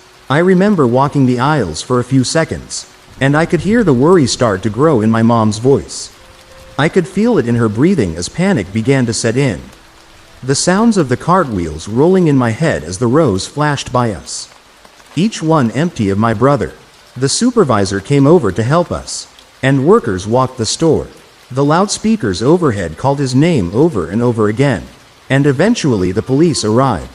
We went home empty-handed that day, to an empty apartment, and empty cupboards. I waited in the living room, the light from our old television set washing over me as my mom sat at the kitchen table with the corded phone. My mom still does that. Someone else said, I go over sometimes and I find her standing near the kitchen where the old phone used to be. And I can just tell she's been standing there for hours, just staring at that empty space. I sat in silence as a man shared. My dad used to commute from Missouri to Chicago because Mom wouldn't sell the old house after we had lost my sister. How will she know which house is hers if we aren't here? And so we kept the lawn the same. My dad drove the same car for over 30 years. And when it was needed, we painted the house and its trims all the same colors. It's as if nothing has changed and we were all waiting for her to come back so that time could move forward again. And it went like this for a while. I would go and listen, but I never shared, except with my therapist during one-on-ones. I was right, you know? Reporting it to the police scared the sender off. The boxes stopped coming. That's normal. She clicks her pen. Those kind of people are often scared themselves. They're spooked easily. All they want is the thrill of being exposed. They don't actually want to be caught. And I believed her. It made the days go by easier. And when all was said and done, I emerged a new person. Soon after, I was free again. With my sentence completed, I was able to wander where I wanted and go when I pleased. The second week of my newfound freedom, I reserved a cabin with the state park, and I found myself packing up my hatchback and driving off into the woods. I had been there for about 2 days when I hear a knock at the door. I open it, but no one is there. No one except for a box on the floor. It had been 4 years since I had seen one, but I knew it for what it was the moment I saw it. I quickly looked around, but no one was there. I should have called the cops, but instead I grabbed the box and hurriedly dragged it inside.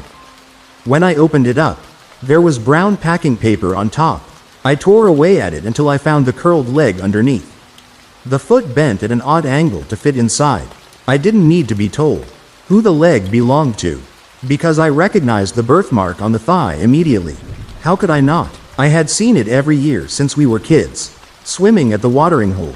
I noticed that the leg was longer than I remembered, so I stood it upright next to my side, and figured she would be about 5 feet 3 or 5 feet 4 now.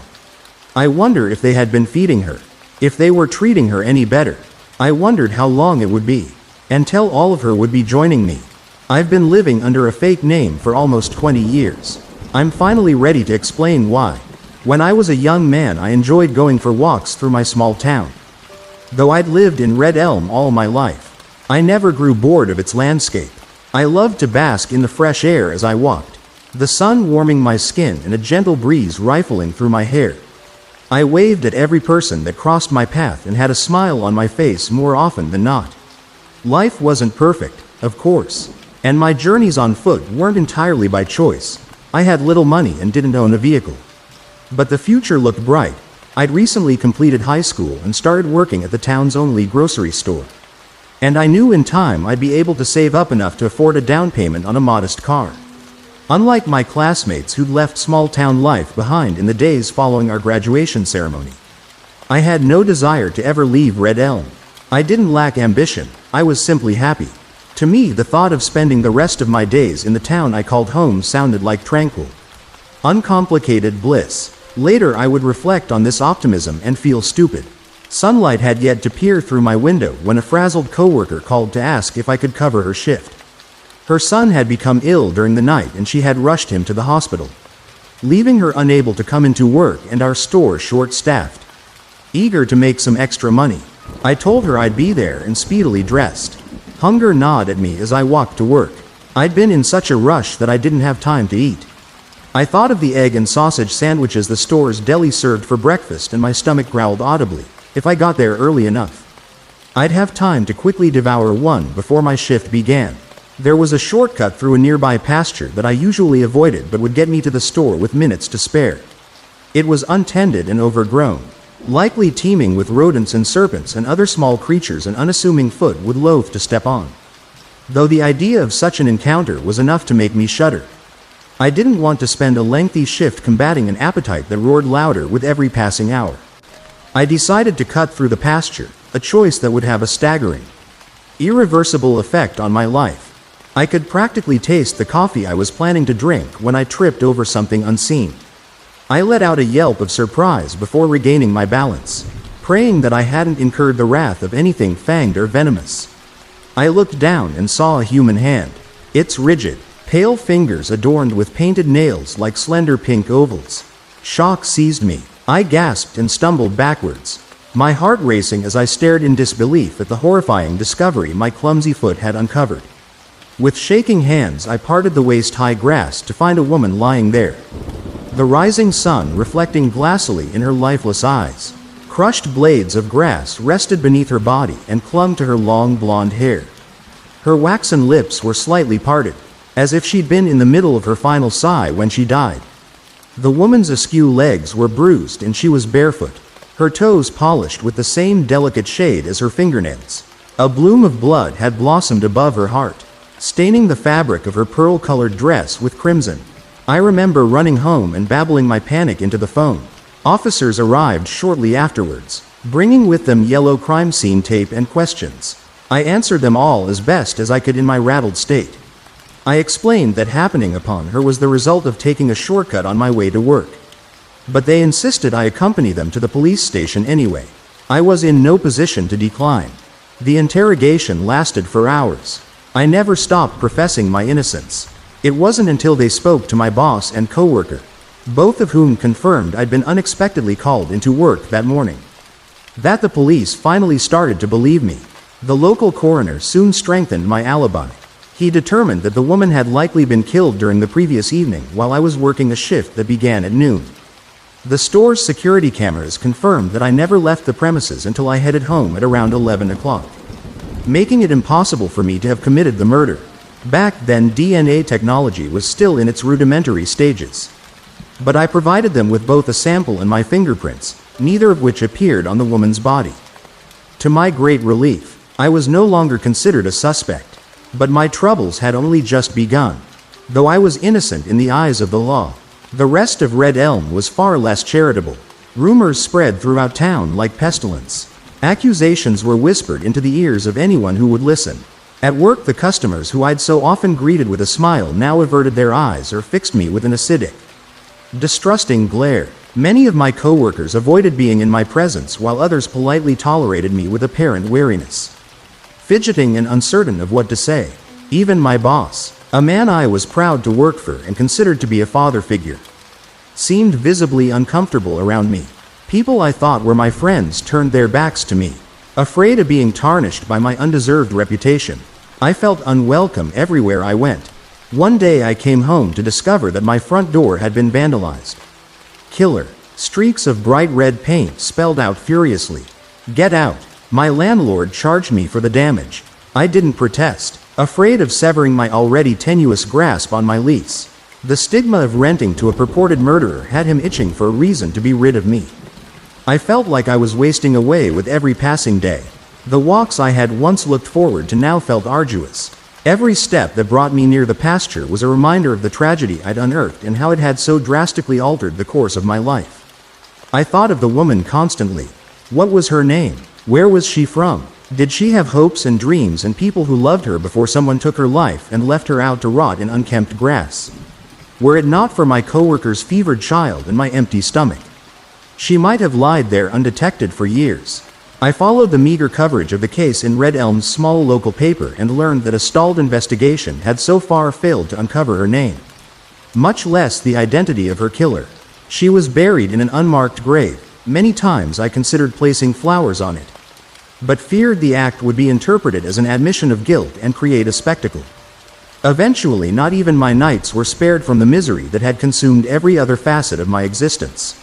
I began to dread closing my eyes. afraid that I would be assailed by yet another vivid, unrelenting nightmare the instant I drifted off to sleep. Each terrible dream consisted of me lying helplessly frozen in bed as the scent of grass and soil permeated the air. The woman would hover above me, so close that her dangling hair brushed against my terrified face. Her forlornity was palpable. She wept, sobs of grief racking through her pale body as tears rained down sharply on my skin like shards of ice. I would grip my sheets in fright and feel only clods of pasture dirt between my fingers instead. Please, I begged night after night. Tell me what I can do to stop this. But she never said a word. The years dragged on, each of them lonely. As the internet's landscape grew, so did my desire for answers. One particularly melancholic afternoon, I worked up the courage to head to the library and use their computer. I glanced cautiously over my shoulder and held my breath as I typed the case information into a search engine, hoping to discover new developments. It was then that I learned the hideous rumors I'd been unable to shrug off for so very long had made their way onto local message boards, where they were pored over by prying eyes and subjected to speculation. Nearly every post was filled with fantastical, outright lies. I saw him at the post office the other day. He gave me such an evil look. You think that's bad? A friend said she overheard him gloating about getting away with it when she was doing her grocery shopping. And to think they still let him work at that store. We can only hope that something strikes him down before he hurts someone else, if he hasn't already. I feel so terrible for that poor girl. Refresh my memory. What was her name again? I walked out of the library, went home, and packed my bags, though I was sickened by the gossipers who had congregated to spread fabrications and stoke the salacious flames of outrage. The person I was most angry with was myself. I was a fool to have ever believed that I could have a second chance at life in Red Elm. My idealized view of my hometown had tainted my perspective. I saw now that the people of Red Elm would never forgive me for the crime I hadn't committed. And no amount of patience would ever bring the finger pointing to an end. The revelation was crushing but freeing, for it allowed me to at last see that my only real option was to start over somewhere new. I drained my savings account and left town in the middle of the night, telling no one of my plans. I acquired a new name using a method that wouldn't leave behind a trail for vultures to follow. Hair dye, glasses, and a scruffy beard disguised my features enough to render me unrecognizable. With my departure came a promise I made to myself, that I must never again look up the case online. I would never be able to move forward with my life so long as I continued to glance back at the ruins of my past smoldering behind me. When I laid my head onto a motel room pillow and closed my eyes, I expected to resume the familiar nightmares. To my great surprise, I slept peacefully for the first time in years. At the time, social media was limited to internet bulletin boards and blogs considered archaic by today's standards, making it easier to hide my former identity and harder for others to find me. I settled a few towns over and into another small community. I worked a series of odd jobs before discovering my hidden talent at carpentry. An apprenticeship granted me the opportunity to forge a new career with my own hands. Soon I'd earned my first contract and began to make more money than I'd ever made before. By then the bad dreams had ceased entirely. Eventually I met a woman named Claire when her family hired me to do some woodwork on their home. She was wealthy, educated, and well-traveled. In other words, we had nothing in common. But in spite of our differences, we fell deeply in love. Claire sensed that there was a darkness inside of me, though she never pressed for details. One night I was on the verge of telling her everything, but she only shook her head and told me that whatever had happened back then didn't matter to her. It was the man I was today that she loved. I proposed shortly afterwards. We married and built a home together on a remote patch of land. I woke up every morning with the same sort of bliss I'd felt during those long-ago days of my youth. There was always a fear that I'd be found out, that I'd lose everything I held dear all over again. Though I was happy beyond measure, I still lived each day in a state of caution even as time marched on without incident. I never forgot about the woman in the pasture. How could I? But I held my ground and remained firm. And for almost 20 years I never strayed from my vow. Then I learned I was sick. My diagnosis was grim. I was informed that I didn't have much time left, and that there was little that could be done besides keeping me comfortable. Life became a succession of pills and appointments. It wasn't long before I found myself bedridden. That's when the nightmares returned. The terror I felt when the woman reappeared in my dreams was indescribable. The years had done nothing to soothe her pain, they'd only made her angry. The tragic beauty she'd possessed that morning in the pasture had now withered away into a skeletal grimace. Her decomposed skin resembled thin parchment, as if the slightest touch would undoubtedly pierce through the fragile surface of her flesh and sink into the decaying organs inside. Insects writhed along her scalp and festered in the brittle strands of her hair. The overwhelming stench of rot filled my nostrils. Though she no longer had eyes, I could feel her gaze of hatred bear into me. She was as silent as ever, but her message rang clear. I would be joining her soon. The dreams continued as my health declined. I felt as if I were being consumed by an intense torment that would kill me before my disease did. I decided to break the promise I'd made nearly 2 decades ago, if I found out everything I could about my life's greatest mystery. Perhaps the nightmares would once again vanish and I could spend my remaining days in peace.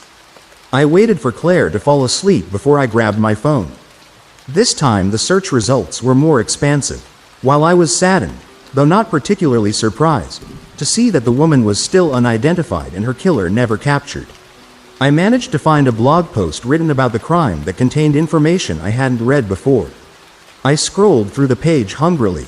One of the strangest aspects of this cold case is the bloodied earring found clutched in Jane Doe's left hand.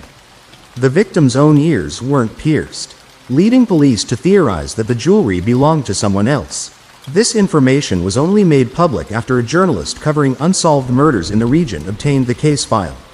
The Red Elm Police Department was subsequently criticized for what was perceived as a mishandling of the investigation.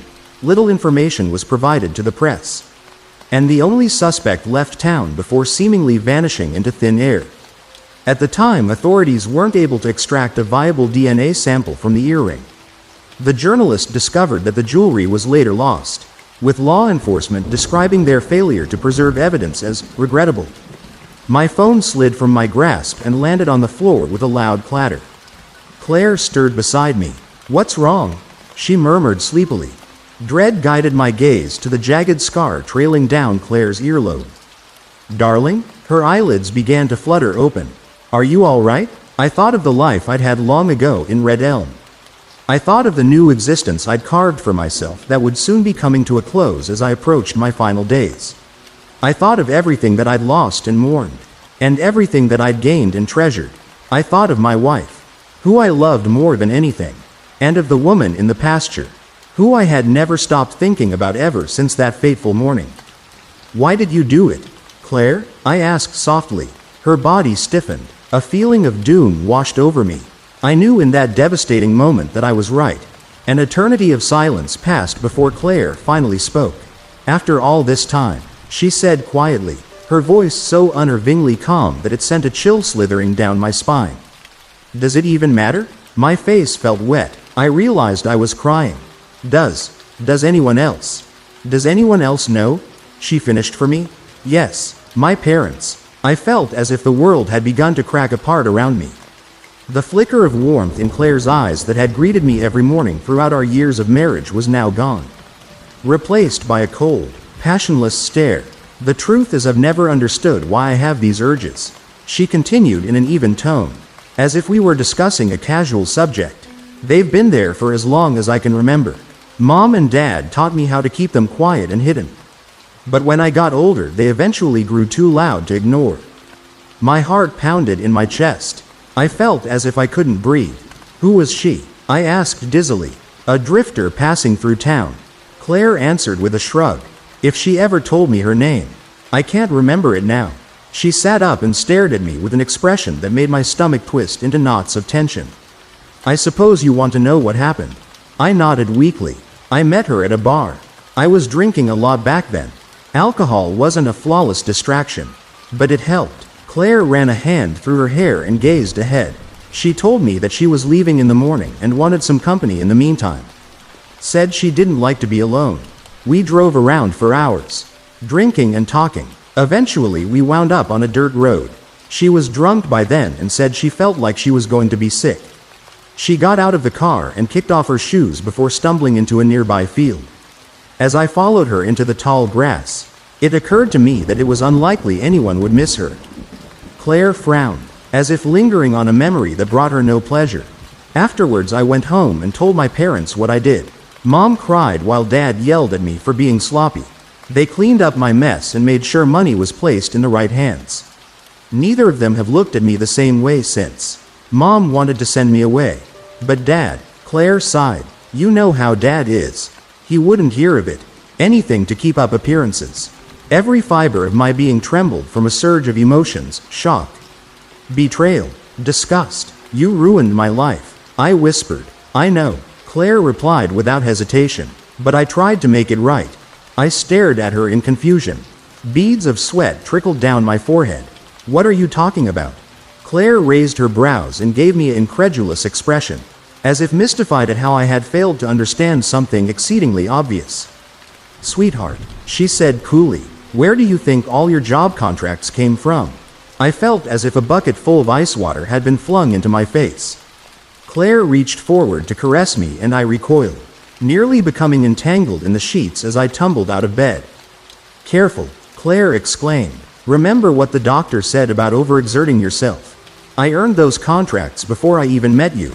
I gasped defensively, pain searing through my chest. Claire rolled her eyes. Why does it matter to you how you got them? Haven't you enjoyed making money? Didn't you feel like you deserved it after everything you'd been through? I gripped my bedside table and shakily rose to my feet. You're lying, I protested falteringly, my skin so slick with perspiration that my bedclothes had grown damp. She shook her head. No, I'm not. We've been watching you ever since Dad's contact at the Red Elm police station called to tell him that you were brought in for questioning. When you came here, it was the perfect opportunity to make life easier for you.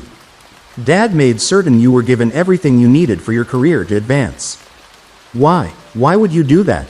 Because you staying content and busy meant you were less likely to think about questions that we didn't want to have answered. It worked, didn't it? My knees buckled. I braced against the wall to keep myself from falling. Is that why you married me? I asked faintly, so I'd always be within reach to manipulate like a puppet? Yes, Claire answered unflinchingly, but you don't have to look at it so cynically. In a way, you and I became linked the moment you decided to walk through that pasture. I stumbled towards the doorway, but in my weakened state Claire was much faster. In the blink of an eye she'd thrown me onto the floor. I gasped as a fresh burst of pain shot through my chest. Stop it, Claire demanded. I don't want this to be any more unpleasant than it has to be. She began to rummage through the bedside drawer filled with my prescriptions. Why are you doing this? My voice was so frail that I could barely hear myself. Don't you love me? Claire's eyes glimmered in the darkness of the bedroom.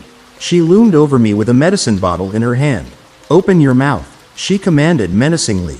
I feebly swatted at her, but she pinned me down effortlessly. I pressed my lips tightly together, tears running down my cheeks. You did this to yourself, Claire stated coldly. I gave you everything you could have ever wanted and made it so you'd never have to struggle again.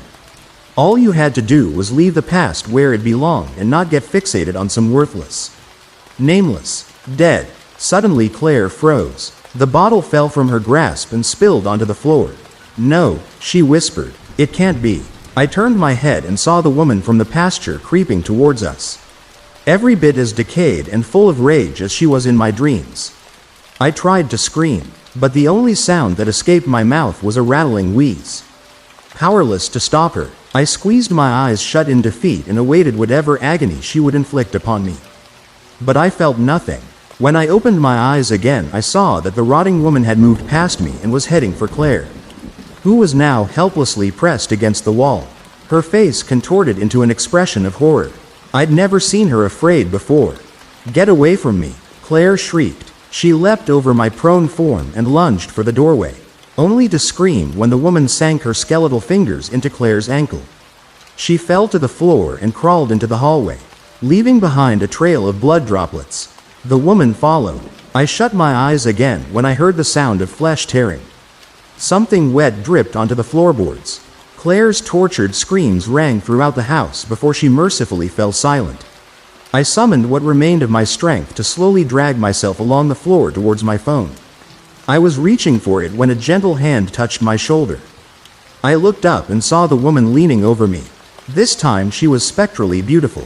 Her flesh was once again intact and smooth where it had been ruined by rot only moments ago.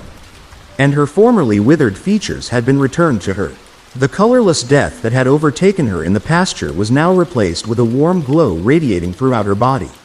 She smiled at me, her eyes full of sympathy and understanding. I knew then that she meant me no harm. "I'm sorry for what happened to you," I whispered. I looked down into the screen of my phone. There was no one I wished to speak to and no questions that I wanted to answer. I could already feel my life beginning to ebb away. I glanced back up at the woman. "I don't want to die alone," I told her. "Will you stay with me, please?" She nodded. "By the time you read this, I'll be dead, after spending most of my existence either being disbelieved or having to hide. I've decided to dedicate my final hours to writing down my story. I want others to know the truth about what happened, not only for my sake, but because in an unmarked grave in a small, quiet little town there lies the body of a woman who deserves justice. I implore you to never forget her.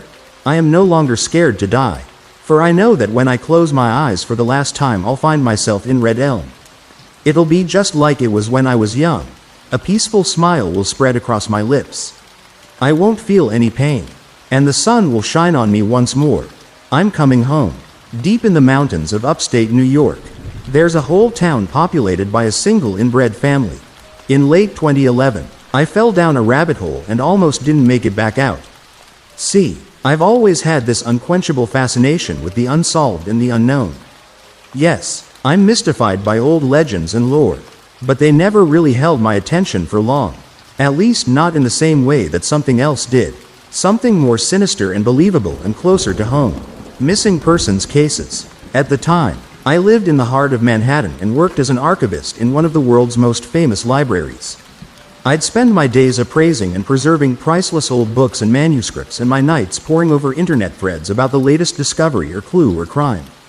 I remember that day I first stumbled to the edge of the rabbit hole vividly. It was early October, gloomy, cold and getting colder every day.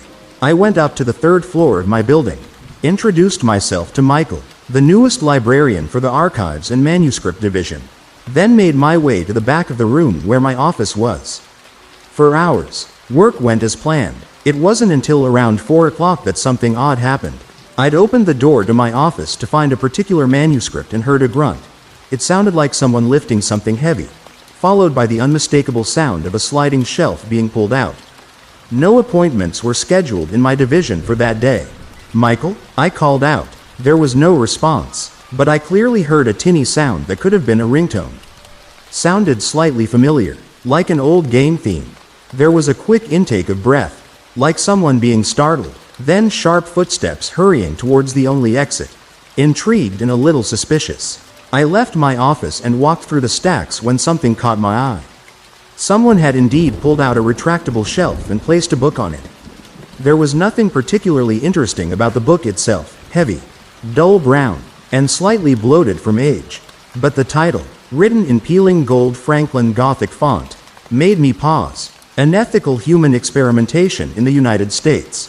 I walked over and picked it up, immediately noticing something stuck between its pages. I carefully flipped the book open and saw a matte black business card. On it a quote was written in all capital letters in bright white ink. "Man is the cruelest animal." I flipped the card over to see 4 more words. Adirondack Park? The Hollow? I knew the quote was from Nietzsche and that Adirondack Park was a forest preserve up north. But the Hollow was beyond me, and I especially didn't understand why someone would write any of those things together on a blank black business card then stick it into an old book about human experimentation. A sound like someone plopping themselves into a chair startled me back to the present. I set the book back onto the retractable shelf and walked towards it thinking I'd be able to tell off whoever had shoved that card so unceremoniously into one of my books only to find Michael sitting at the front desk. "What's up?" he asked, noticing my confused expression. "Did you let anyone in here recently?" He took a sip of coffee and nodded. "MMHMM. He swallowed, then said in a hushed voice, "Yeah, cute tall guy in a suit. He came in, like, he checked the time on his computer. 10 minutes ago. Why, did you see him?" He smirked. I held up the business card. This was in one of the books. The ink was fresh. It could have caused some real damage. "Oh," he said, then looked around. "He's still here?" "No," I said. "I checked. There's no one in here except us." "Huh, he must have left while I was getting this." He lifted his paper cup a fraction of an inch. "Too bad, he was really cute. Hey, is his number on that card? Maybe I could give him a ring and, reprimand him?" He winked. I shook my head. "No number. Sorry." Did he say why he needed to view this collection? Did he schedule an appointment while I was working? Michael frowned. No and no. But he did have a card of admission. From whom? Michael shuffled some papers on his desk, then handed me a small piece of cardstock. One glance told me all I needed to know. The official insignia of the Federal Bureau of Investigation was stamped on one corner and an unreadable signature was signed near the bottom. That's it? What? There's no reason on here. Michael. And no name. Did you check his ID?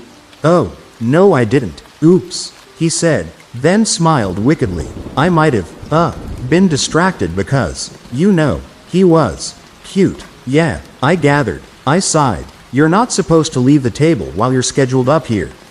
Michael. He threw me a semi-scathing, semi-worried look. Well, you were working in the back, so I figured it'd be fine. I was only gone for, 3 minutes. I needed a caffeine boost. Well, just let me know next time. Okay? I don't mind watching the front desk. I just don't want anything to happen to these books. Michael's face softened. I understand. I'm sorry. Hey, can I get you a tea or something? As an apology? No. I smiled. But what about lunch sometime next week? Thai? Oh yum. I'm in. Hey, you staying until close? Actually, I said, I think I might call it a day. Oh, he said, his face falling. What? I dunno. It feels a little spooky in here. Especially when you're the only one inside. You know? Yeah, I said, turning to walk back to my office for my things. I know.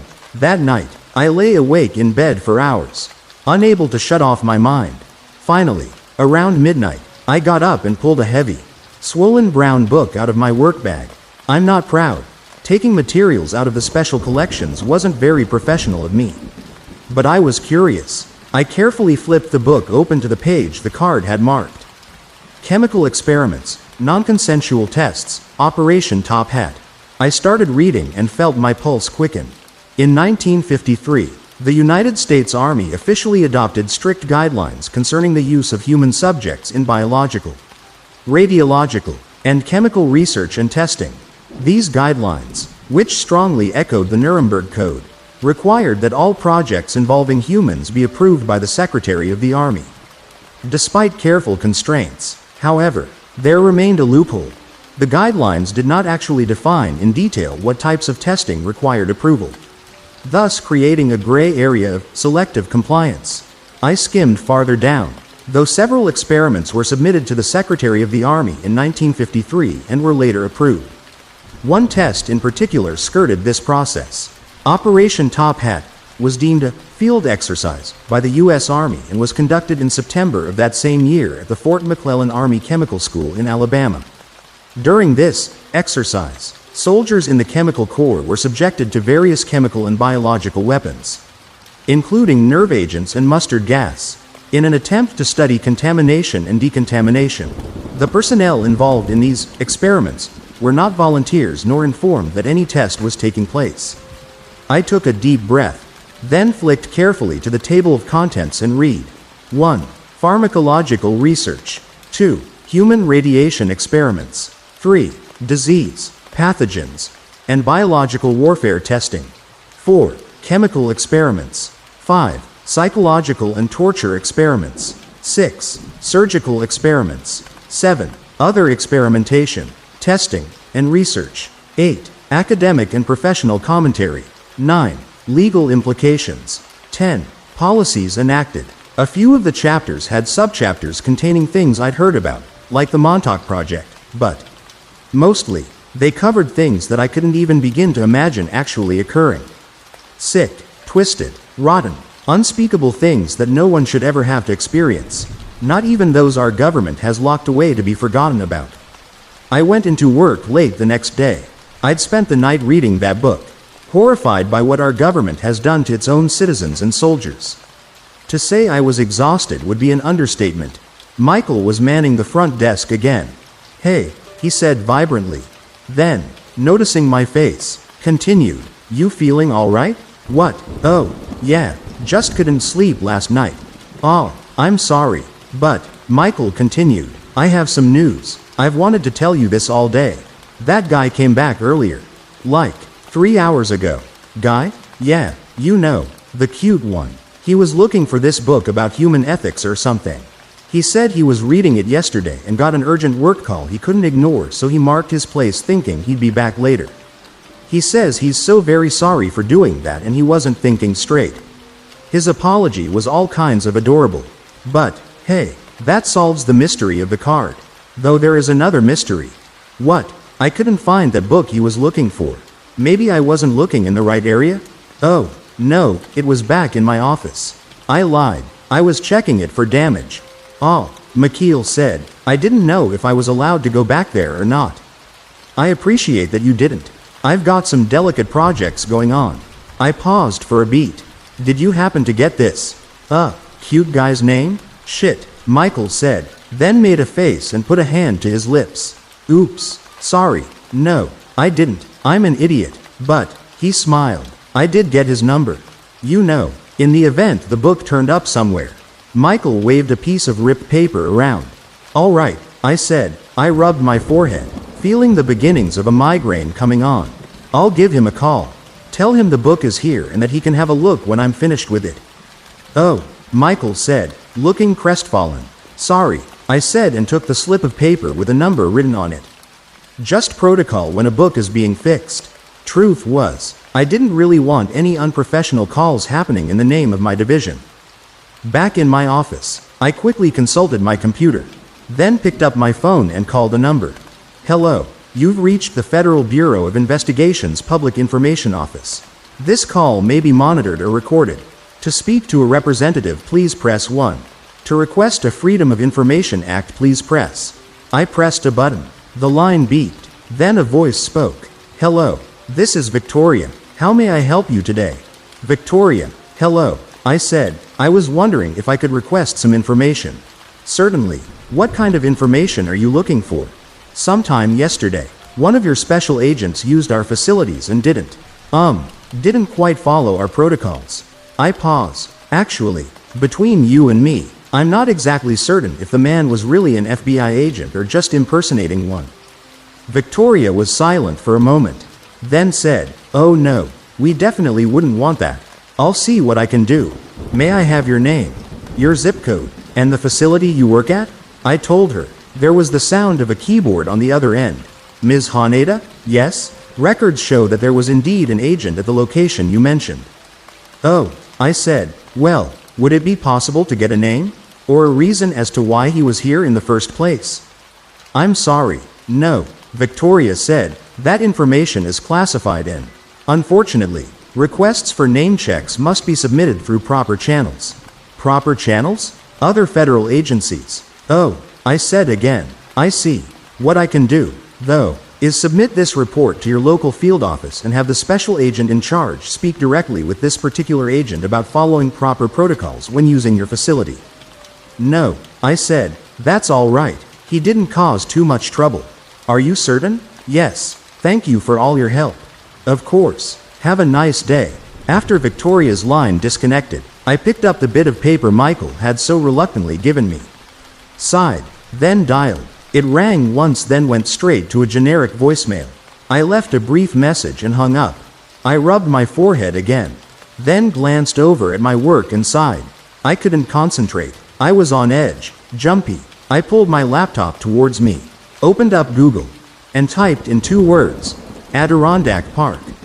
Of course, that search turned up nothing nefarious.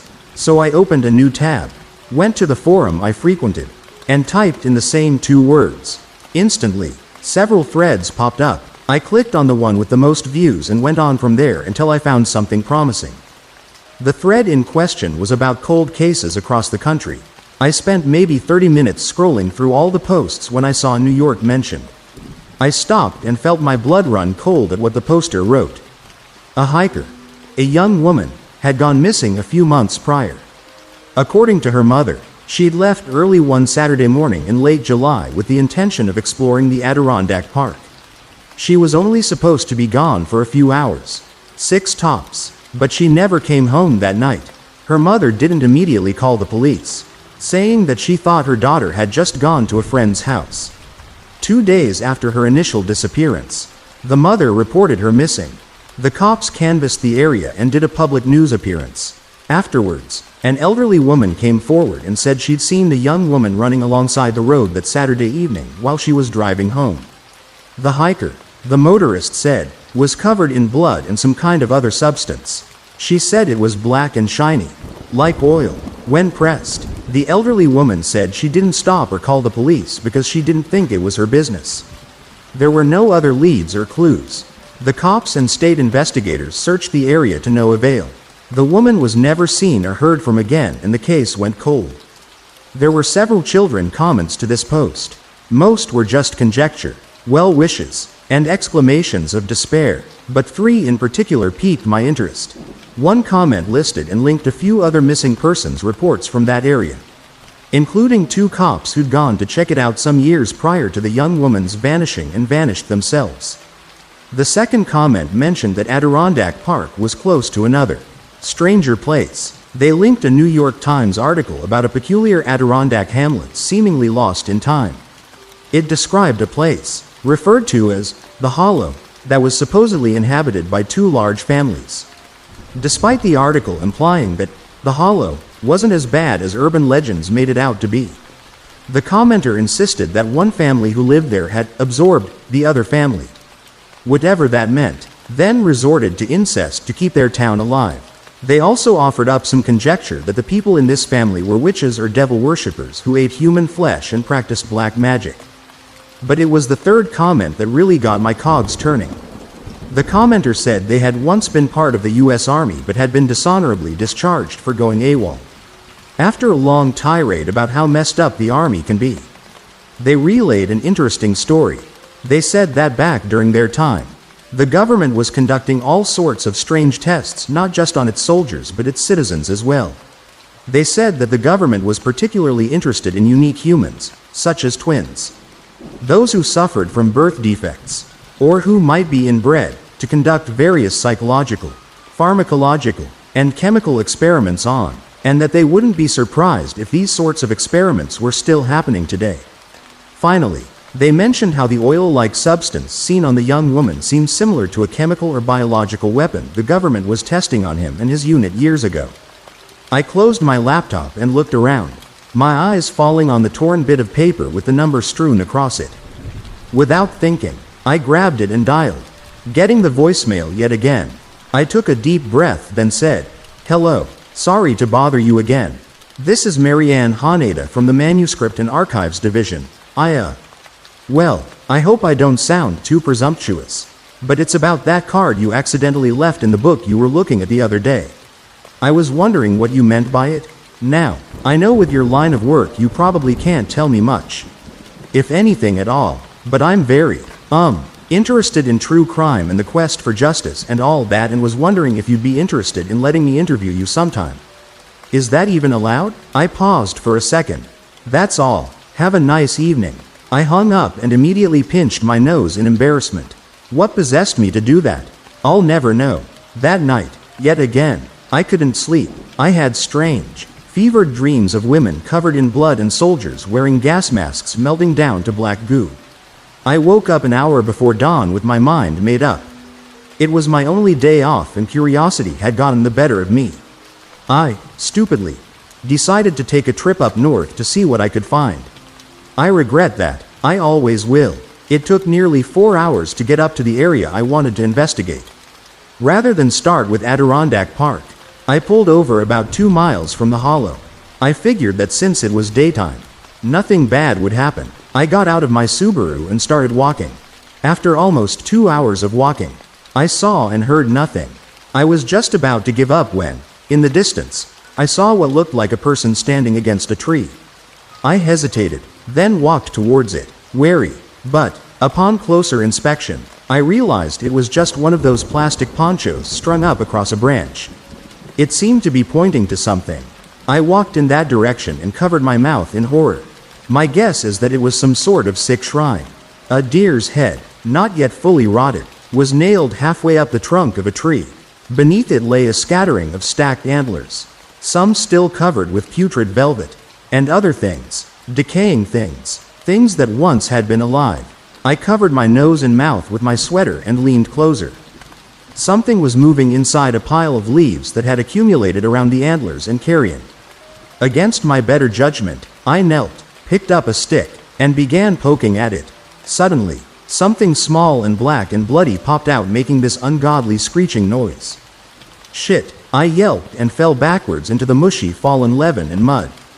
It was a cat, half dead and hissing. Someone had roughly cut off its ears and its tail. Oh my God, I said, my heart throbbing, and not just from fear. You poor thing, what have they done to you? We've got to get you to a doctor. I pulled out my phone and immediately saw that it had no service. Damn, I muttered, then pulled off my sweater with the thought that I might be able to wrap the cat up and bring it back to an animal hospital. The cat yowled at me in pain or panic. It seemed to be protecting something. Something very recognizable. What's that you've got there? I squatted down, then recoiled in shock. It was a severed human hand. The skin was decomposed, rank, and it looked like the cat had been gnawing on it. But that's not all. It was clutched tight in rigor mortis around a string of silver and rust. I regret to say that morbid curiosity got the better of me. Despite knowing that I was alone, I glanced around, then reached forward to untangle it and blinked in surprise. They were military dog tags. Suddenly, a strange pop sounded out from behind me. I stood up and whipped around. The cat shrieked and wavered. Another pop and the cat's eye exploded. I screamed and dropped my sweater. At least 5 more pops echoed around me before I realized what was happening. Someone, somewhere, was shooting a pellet gun at it. The cat keeled over sideways and lay very, very still. Laughter erupted from the trees around me. It was at that exact moment I realized just how incomprehensibly stupid I'd been, traveling all the way out there, alone, without telling anyone where I was going or for how long, under some mistaken belief I could solve a crime that had gone cold long before I'd even heard about it. Who's there? I asked forcefully, trying to mask my fear. Shush, shush, a deep voice said, not even attempting to be quiet. She'll see us. Who's there? A single whistle sounded to the left of me. I spun in the direction of it, my eyes wide and heart-pounding. I didn't see anything through the trees. Another whistle sounded to my right and I started to cry. We're gonna get ya. The same voice said, you better run, run, run. Whoever's there, stop. I'm calling the police. My husband knows I'm out here. I lied. You don't want to know what'll happen if we catch you. The deep voice said, nothing bad. Another shakier male voice said, we'll just cover you in sauce and eat you up. There was more laughter and another pop. I felt a something sting my thigh and screamed again. Pure adrenaline fueled me forward, toward the direction of the road, allowing me to ignore the stabbing pain in my thigh. I ran and ran and ran. From behind me came the sounds of crashing and grunts. It sounded like whoever was chasing me was close and getting closer.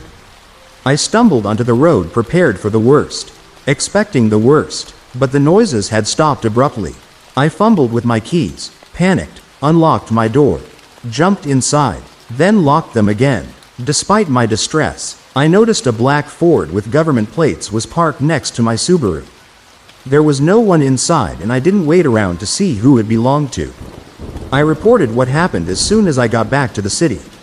The detectives who took my statement were grave and serious and professional. I gave them the dog tags, hoping they'd be of help. I received a call from them not long after I left the station. Ms. Haneda? Yes? We just wanted you to know that we'll be sharing what you've told us with our liaison. Your liaison? Special agent with the FBI. He's been investigating some, nefarious happenings in our state. Unfortunately, he's been out in the field since yesterday and we don't know when he'll be back. Otherwise, we'd have you speak directly to him. Oh, I said, blinking in surprise and wondering if it was the same guy Michael had spoken with, then realized that there was almost certainly more than one FBI agent in the state of New York. Yes, of course. That's no problem at all. I just hope you catch these criminals. Were the dog tags any help? That's just the thing, the detective said slowly. What is? The detective exhaled. Look, this isn't, well, I'm not supposed to say anything. But seeing what you've been through and the fact we haven't turned up much so far, I guess I can tell you. Tell me what? Those dog tags weren't registered. They didn't belong to anyone. Must have been a replica or something. And, the detective continued, unfortunately, the hand we found was too decomposed to ID. Oh, I said, don't worry, we'll be in touch if we need anything else or find any other leads. A week or so after I was attacked and chased, the detectives brought me in and had me listen to a lineup of men repeat the same line over and over again. But none of them sounded like the two I'd heard that day in the woods, and I didn't want to erroneously press any charges. I asked about their liaison, but they just shook their heads and apologized, saying he was up to his neck with work and had stepped out of the department for a breather. After only a couple months, my case went cold. The police didn't discover any other leads, and there just wasn't enough evidence otherwise. The man Michael interacted with never called me back. There was one thing, though, one little, strange thing. About a month after I'd idiotically gone up to northern New York, a library specialist in my building came up to my office carrying something I recognized. My sweater. It smelled like it had been recently washed. Where did you get this? I asked her after she'd given it to me. Some guy. He said it was yours and he was just returning it. She shrugged like she wasn't paid enough to care. When? Like an hour ago. I didn't bring it up right away because I went on lunch after. She explained, her tone clear that her lunch break mattered more than my sweater. She turned to walk away. Wait, I said. She turned back to me. Her eyebrows raised. Tall guy wearing a suit? Tall, yeah, but he was wearing jeans and some metal band t-shirt. Think it was Slayer or Metallica or something. Why? I swallowed, hating myself for what I was about to say. Cute? What? I closed my eyes and repeated myself. Was he cute? Oh, I guess so. Objectively attractive. Yeah, if you're into that sort of thing. I thanked her and waited until the door to my office shut fully behind her before unfolding the sweater. There, tucked neatly inside, was a single matte black business card. On it, a quote and one word in white ink and all capital letters were written. That which does not kill US makes US stronger. I flipped the card over. Sorry. Now, I know a lot of you might suggest I call the number again or go back up to that godforsaken forest. But honestly, and excuse my language please, fuck that. I don't think I'll ever go up into those woods, or any woods, ever again. And I will never, ever personally look into another cold case for as long as I live. No matter how deeply I've fallen into the rabbit hole, life is too short to gamble. I've since retired from archival sciences and spend my days strolling around the city. Keeping to myself. It's nice, it's peaceful, but, most of all, it's safe. And to those of you thinking you've figured out where this place is and that it'd be fun to go up there and investigate yourselves, don't. God abandoned my town. My grandmother used to take me to church every Sunday, and I grew up a devout God-fearing Christian. Now I find the stuff they used to teach me a load of bullshit. If God was real, he hightailed it far away from his creations when he realized how fucked it was. I felt more that way the closer we got to the 2-year anniversary of the murder of Harris Briggs. A good kid, who was always polite when I ran into him with his mama Mabel at the store. She and I went way back when we became friends in 5th period chemistry back in high school. It was a damn shame how this town treated Mabel back then. And how they ignored her now. I don't care what you think of a person. I believe mothers shouldn't bury their children. How the boy named Harris Briggs died shocked the town of Coleman. His 10-year-old body spotted alongside a dirt road 3 miles outside of town by a farmer working a field. His legs broken, and there had been markings along his throat from where it looked as if someone strangled him. The coroner remarked that an unknown object had sodomized him before they ran him over with a large truck and then strangled the boy to end his life. It showed savagery that made the residents uncomfortable. But that passed. The police investigated and came up empty-handed with no suspects. Many of us speculated that they did not give it the best effort because of Harris' skin pigment. Mabel visited the sheriff's office every day for a year and a half.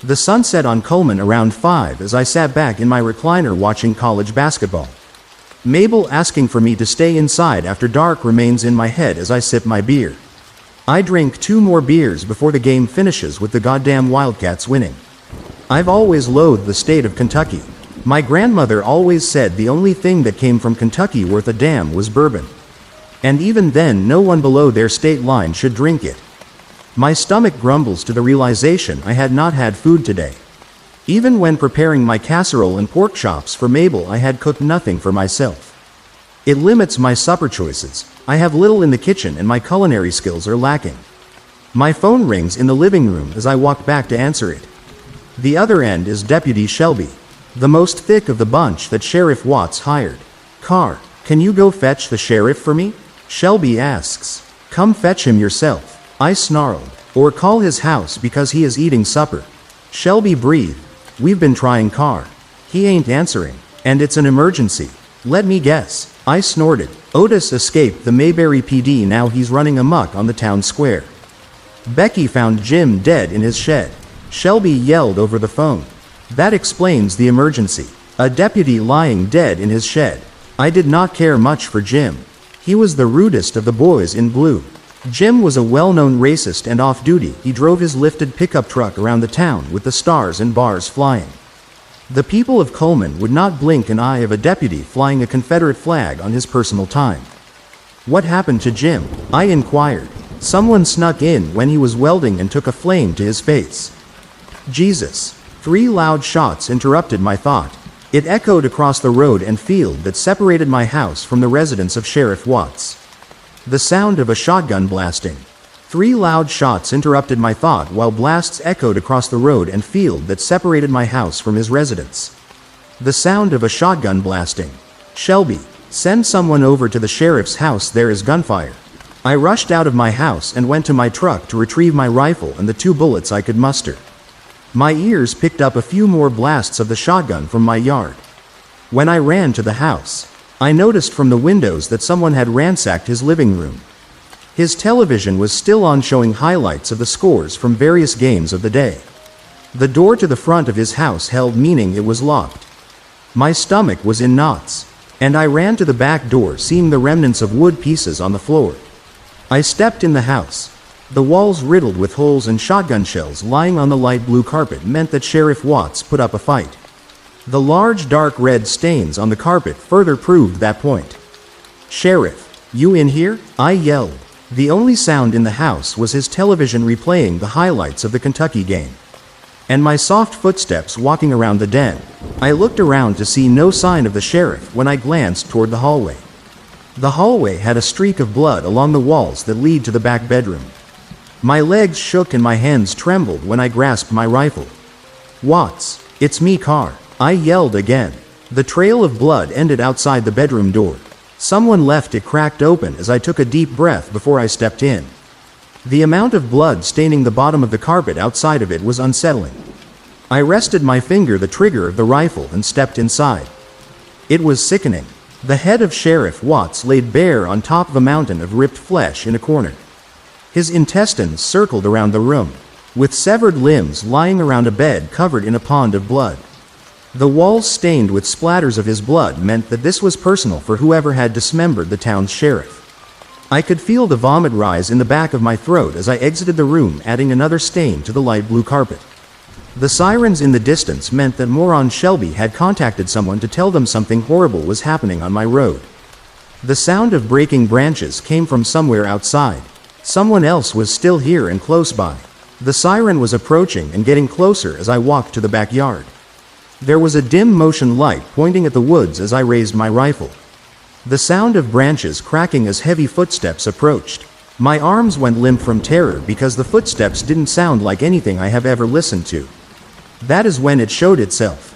The glow of its red eyes and the texture of its skin. A deep gray color covered in loose skin approached me.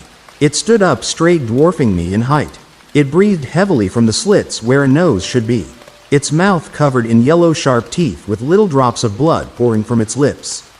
It had antlers that reminded me of a grown buck, with jagged edges also covered in blood.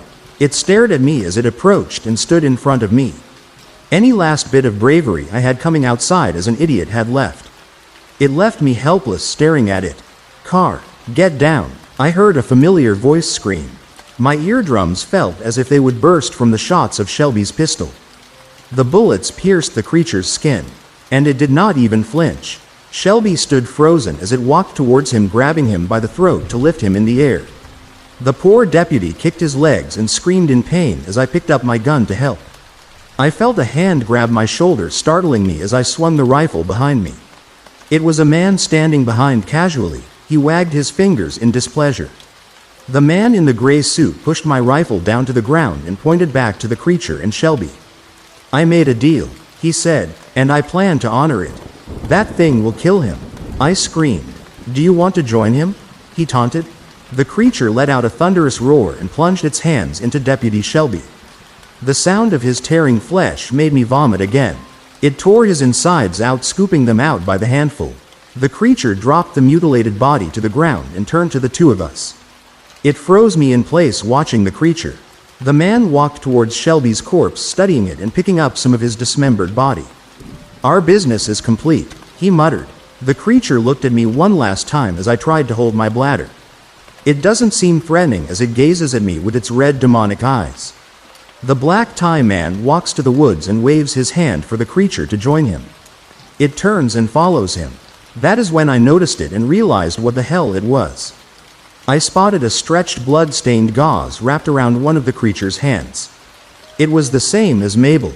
My weak legs finally gave out as I was on the cold ground on my knees. I could do nothing but helplessly watch as the man and Mabel disappeared into the darkness of the woods.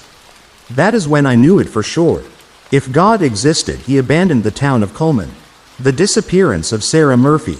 When I got a call that I needed to visit 14,308 Maple Street, home of the Murphy family, I knew it was going to be bad. I didn't waste any time getting in my car to head over. The Murphy case was one of the saddest I had encountered as a social service worker. John and Deborah Murphy had been a typical young couple. John was an accountant, and Deborah worked in a hair salon. They had a beautiful young daughter named Sarah, recently entering 5th grade. The Murphys had been a happy, simple, middle-class family, until the accident. A week before Christmas, John Murphy had been putting up lights on the roof of the family home. He had been extremely busy at work, but had finally been able to make time to decorate the house with his daughter. While Sarah was making a snow angel, giggling and smiling up at her father, John slipped on the roof. He fell and broke his neck, 6 feet from his daughter. Deborah was left to care for Sarah all by herself. John's job had provided most of the income for the Murphy family. And now he was gone. They had some savings, but not nearly enough to last. I got my first call about the case a few months after John's death. Police had responded to a neighbor's call about hearing screams from the Murphy house. When 2 officers arrived, they found Sarah cowering under her bed as Deborah stormed around the house, throwing things and screaming. The cops managed to calm her down, but they couldn't get a straight answer out of her to what had happened. "Someone is here," she told them hysterically, over and over again. "Someone is in the house." I learned that this wasn't the first time the cops had responded to a disturbance at the Murphy residence. Deborah had called a dozen times over the previous weeks, reporting that someone had broken into her home. Each time, the police would arrive and search the entire premise, but could find no evidence of any intruder. The cops were concerned with Deborah's erratic behavior, and since there was a young child in the household, so they called my office. I was sent to check on Sarah. Deborah greeted me courteously, welcoming me into her home. Sarah gave me a shy wave, but then retreated to her room. I sat at the kitchen table with Deborah and talked with her for a while. I asked some basic questions about how her daughter was doing, how she was feeling, etc. I received satisfactory answers to everything. Then, I brought up the frequent 911 calls. "The police don't believe me," Deborah said nervously, "but I know that someone is harassing us." "How so?" I asked, sympathetically. "Things keep appearing. I found Sarah playing with new dolls that I hadn't bought her. At first I thought she borrowed them from a friend, but when I asked her, she said that they were hers. When I questioned where she got them, she said they just appeared in her room." I started to say something, but Deborah interrupted me. That's not all. I find freshly picked flowers on her windowsill some mornings, which I can't explain. I hear her talking sometimes, when she's in her room. But when I come in, she stops and there is no one there. Deborah leaned in close to me. And worst of all, she had a tired, scared look in her eyes. The eyes of a woman who hasn't slept in a long time. I feel someone watching me. All the time. Whenever my back is turned, I feel someone's eyes on me. But when I turn around, no one is there. I tried to comfort Deborah Murphy, but I was obviously concerned by her behavior when I left the house. It was clear that she was suffering from some sort of paranoid delusion, probably brought on by lack of sleep. I couldn't blame the woman. She was working extra jobs to support herself and Sarah after John's death. But still, it was cause for worry. I had seen overworked, stressed single parents before start taking their problems out on their children. I filed a report detailing all of this with my supervisor, but I knew nothing would come of it. The unfortunate truth of this line of work is that you very seldom are able to prevent tragedies from happening. You too often are only able to come afterwards to try and pick up the pieces. That's why, when I got this most recent call asking me to follow up on the Murphy's case, I feared what I might find. I arrived at the Murphy house, hoping to find Deborah improved from my earlier visit. Instead, what I found was much, much worse. I knocked on the door. To no response. Strange, because I had called ahead to ensure Deborah would be home. I was pulling out my cell to give her another call, when I heard a muffled sound from behind the door. "Ms. Murphy?" I called, knocking again. I could just barely hear some sort of noises coming from inside the door. "Hello?" The noises sounded like crying. After I was unable to get a response from Deborah, I called the police. When officers arrived, they forced open the locked door, only to find Deborah laying on the floor crying. He took her. She kept saying, over and over, he took her. The cops checked all over the house, but there was no sign of Sarah anywhere. A massive manhunt was launched. Cops grilled every person living in the neighborhood. Hundreds of volunteers searched the surrounding woods, calling out Sarah's name. I would know. I was one of them. The search continued for weeks, but there was no sign of Sarah. It wasn't long before the police pointed the finger at Deborah. She denied it, over and over again, but the police were persistent. Their interrogations lasted for hours, trying to drag more information about what had happened the day Sarah went missing. They got a confession, finally, but not for what they expected. I heard about how it happened from one of my buddies in department. In my line of work, you always can use a good friend on the local police force. As officers were grilling her for the 100th time about the events leading up to Sarah's disappearance, Deborah snapped. An officer had mentioned that maybe taking care of her daughter herself was too stressful after John had died. And Deborah lost it. Apparently, she just started screaming about how she couldn't take it anymore. That she would admit it. She said that she had killed John, and Sarah's disappearance was her punishment. When John fell from the roof, he hadn't broken his neck. Instead, Deborah had come running out to see what the commotion was, and found him lying there, unconscious but alive. The Murphys hadn't been the happy family everyone thought they were. Deborah and John were talking about getting a divorce, and arguing fiercely over who would get custody. Deborah had cheated on John and had a serious drinking problem, and might have lost custody of Sarah. So, while Deborah stood over John's unconscious body, she saw her chance. She broke his neck with a brick and then called the ambulance. There was no investigation. It seemed like a simple, everyday accident, tragic, but no foul play suspected. The detectives in the interrogation room were in shock. Deborah adamantly stuck to her story that Sarah's disappearance was some sort of spiritual punishment for John's death. Deborah was charged with murder, and currently resides in a psychiatric hospital, babbling about atoning for her sins. Sarah was never found. The search was called off after a few weeks, and gradually the police stopped looking altogether. It was just another unsolved case, to be discarded and forgotten.